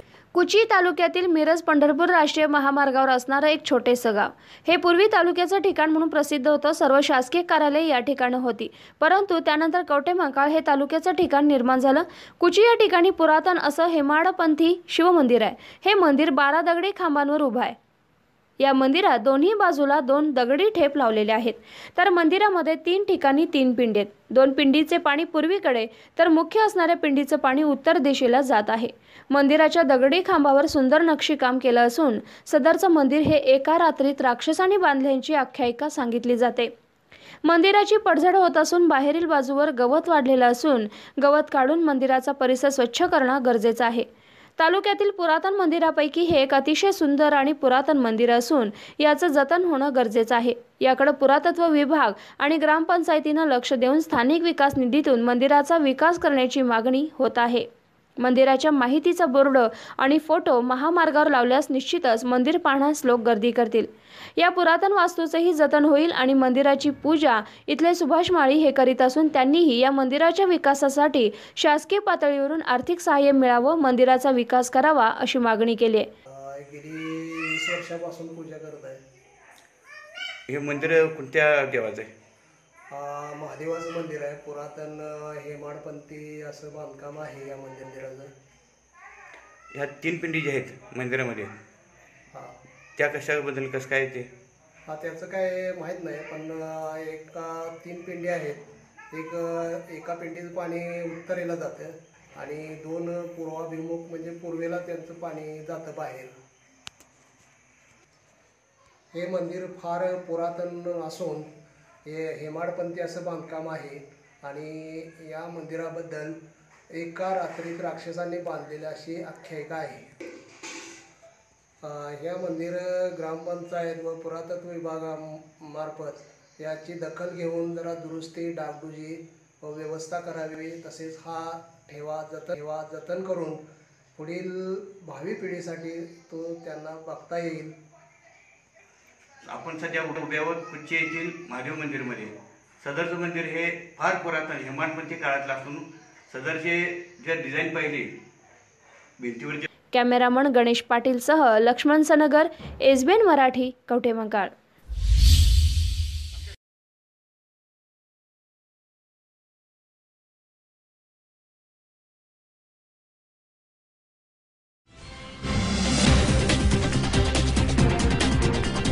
जत तालुक्यात मुसळधार पाऊस सुरू आहे. 4 गावांचा संपर्क तुटलेला आहे. शेतपिकांचं मोठ्या प्रमाणात नुकसान झालेलं आहे. टोणेवाडी ते येळवी आणि टोणेवाडी ते खैराव तसंच सनमडी या गावांचा संपर्क तुटलेला आहे. टोणेवाडी गावातील सुखदेव नुलके यांचा 5 एकर ऊस पूर्णपणे पाण्याखाली गेलाय, तर कांदा, बाजरी, तूर पाण्याखाली गेली असून प्रशासनानं पंचनामा करून नुकसान भरपाई द्यावी अशी शेतकऱ्यांनी मागणी केली आहे. यावेळी रमेश नुलके, सिद्धू हटकर, प्रवीण नुलके उपस्थित होते.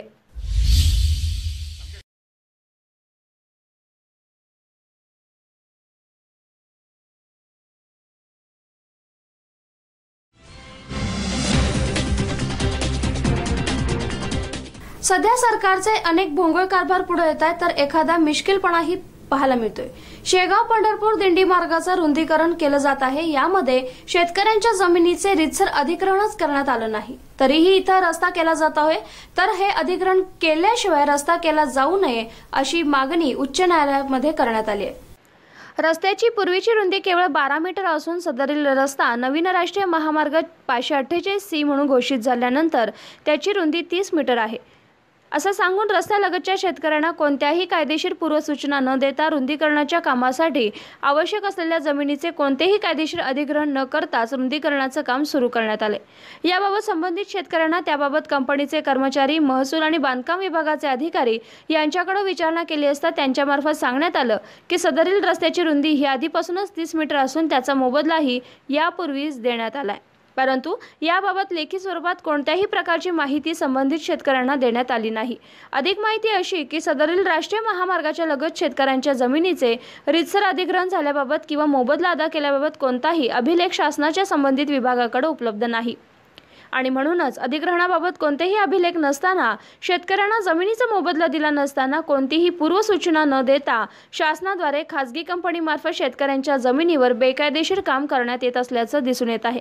वास्तविक पाहता राष्ट्रीय महामार्ग कायदा 1956 मधील तरतुदींनुसार जमीन अधिग्रहण करून त्याचा मावेजा संबंधित जमीन मालकास अदा करूनच रस्त्याचं बांधकाम अथवा रुंदीकरण करता येतं।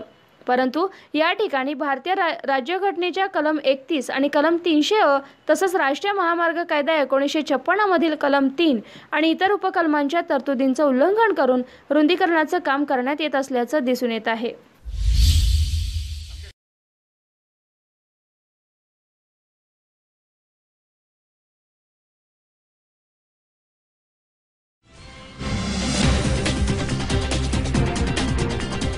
जयसिंगपूर नगरपालिकेस जिल्हाधिकारी दौलत देसाई यांनी भेट दिली।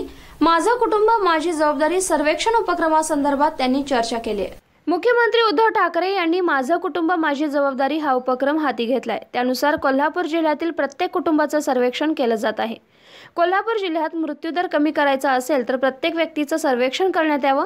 जिल्ह्यातून कोरोना हद्दपार करण्यासाठी प्रत्येकानं आपल्या कुटुंबाची काळजी घेणं आवश्यक आहे, असं जिल्हाधिकारी दौलत देसाई यांनी आज जयसिंगपूर पालिकेमध्ये माझे कुटुंब माझी जबाबदारी सर्वेक्षणाबाबत माहिती देताना उपस्थितांना दिले आहे। यावेळी पालिकेच्या मुख्याधिकारी टीना गवळी, नगराध्यक्षा नीता माने, उपनगराध्यक्ष संजय पाटील यड्रावकर, तहसीलदार अपर्णा मोरे धुमाळ, प्राथमिक आरोग्य केंद्राचे प्रमुख पांडुरंग खटावकर यासह पालिकेचे नगरसेवक, आरोग्य अधिकारी, कर्मचारी उपस्थित होते।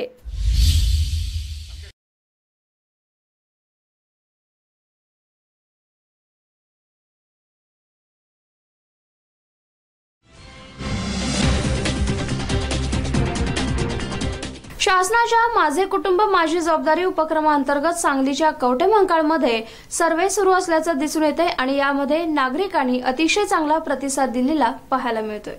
महाराष्ट्राचे मुख्यमंत्री उद्धवजी ठाकरे यांनी मागील आठवड्यात कोरोनाच्या पार्श्वभूमीवर माझं कुटुंब माझी जबाबदारी हा शासकीय उपक्रम सुरू केला। या अंतर्गत अंगणवाडी सेविका, आशा वर्कर यांच्यामार्फत सर्वेचं काम चालू आहे। आतापर्यंत 100 कुटुंबांचा सर्वे झालाय। कुटुंबातील प्रत्येकाचे तापमान, ऑक्सिजन पातळी तपासून इतर आजारांची माहिती घेतली जात आहे।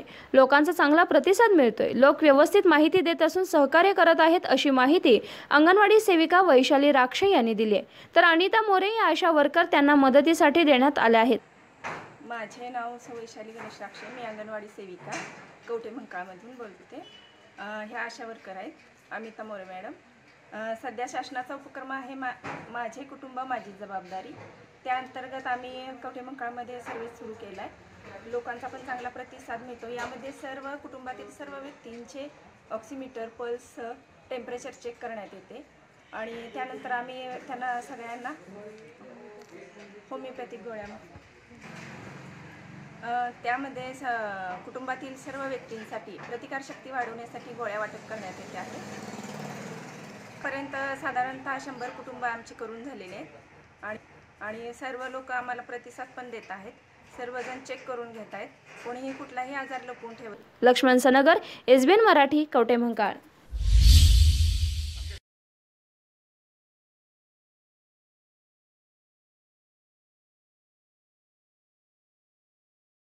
अकरावी व 12वी रेग्युलर स्टेट बोर्डची तयारी IIT, JEE, नीट, CET यांचे प्रशिक्षण केंद्र JKScience अकॅडमी इस्लामपूर। मुलींसाठी स्वतंत्र निवासी वसतिगृह तसेच मुलांसाठी स्वतंत्र निवासी वसतिगृह। 100% यशाची खात्री देणारे एकमेव प्रशिक्षण केंद्र JKScience academy Islampur. MBBS, BBS, BAMS, BHMS, BSc forestry, BSc fishery, BSc nursing तसेच इंजिनिअरिंग क्षेत्रातील यशाचे दालनखुली करून देणारे एकमेव केंद्र म्हणजे JKScience Islampur. Mess, tuition, hostel याची सुविधा एकाच छताखाली। या अकॅडमीचे वैशिष्ट्य म्हणजे चेअरमन स्वतः शिकवतात, मुलांकडे मुलींकडे स्वतः लक्ष देत असतात। वेगवेगळ्या तज्ञ शिक्षकांचे आठवड्यातून मार्गदर्शन। सर्व अकॅडमी 24 तास CCTV कॅमेऱ्याच्या कक्षेत। सर्वात महत्त्वाचे फक्त 30च विद्यार्थ्यांस प्रवेश त्वरा करा। ऍडमिशन सुरू, मर्यादित प्रवेश। आता चिंता करू नका, स्पेशल एज्युकेशनल टॅब करा। नीट, JEE, CET बरोबरच 11वी 12वी स्टेट बोर्ड सर्व तयारी JKScience अकॅडमी इस्लामपूर। संपर्क सौ Sandhya Patil, MSc ND, mobile number 94 20 67 47 96, 9850 65 66 64. Incharge RY Gutugade sir. Mobile number 9730 64 92 46. एकदम झक्कास जेवण पाहिजे कुठे मिळेल? आपल्या जत मध्ये. याचा शोध विसरा आणि चला SK फूडलँड रेस्टॉरंट मध्ये. शुद्ध शाकाहारी आणि मांसाहारी जेवणासाठी आता जतकरांच्या सेवेत सुरू झाले उत्कृष्ट चवीचे SK Foodland family hotel and restaurant. चहा, नाश्ता, जेवण असा खाद्यांचा चवदार खजिना एकाच ठिकाणी. तर मग चला सुसज्ज अशा SK family hotel and restaurant मध्ये. पत्ता जत कोर्टासमोर BSNL रोड जत. आपल्या परिवारासह एक वेळ अवश्य भेट द्या SK फॅमिली हॉटेल अँड रेस्टॉरंटला.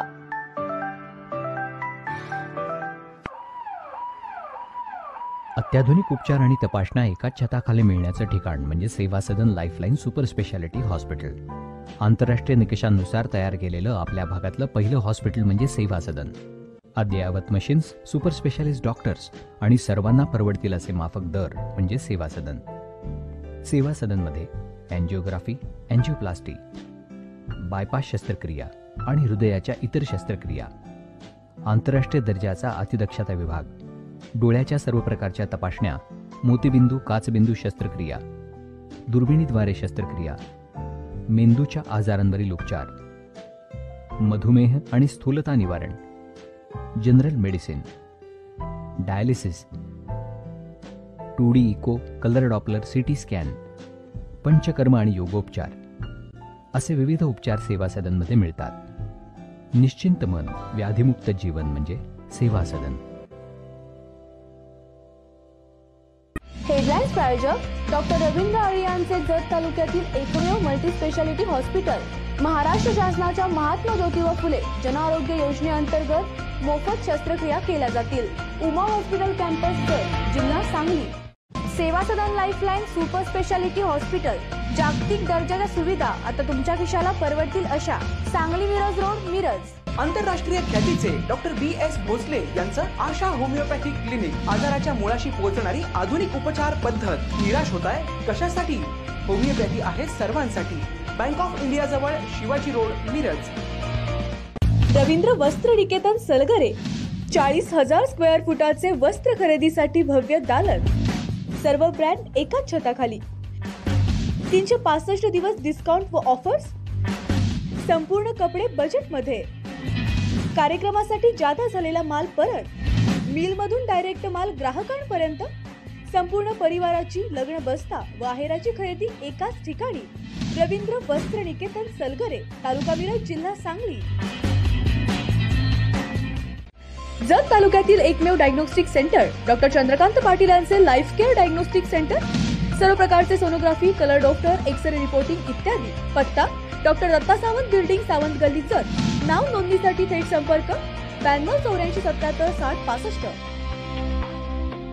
शुभ कार्य तसंच सणासुदीच्या दागिने खरेदीसाठी मिरजेतील लोकप्रिय दालन HP भुरके सराफ. मांगल्याचं दालन, त्याला सोनेरी सजावट. करावया सुवर्ण खरेदी HP भुरके सराफच. चोख सोने आणि चांदीमधील अलंकारांसाठी HP भुरके सराफ. चोख सोन्यामध्ये मंगळसूत्र, नाविन्यपूर्ण कर्णफुले, अंगठ्या, नेकलेस इत्यादी अलंकार मिळतील.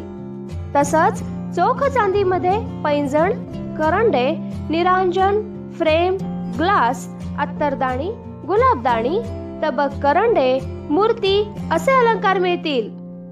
राशींचे खडे ही तर आमची स्पेशालिटी.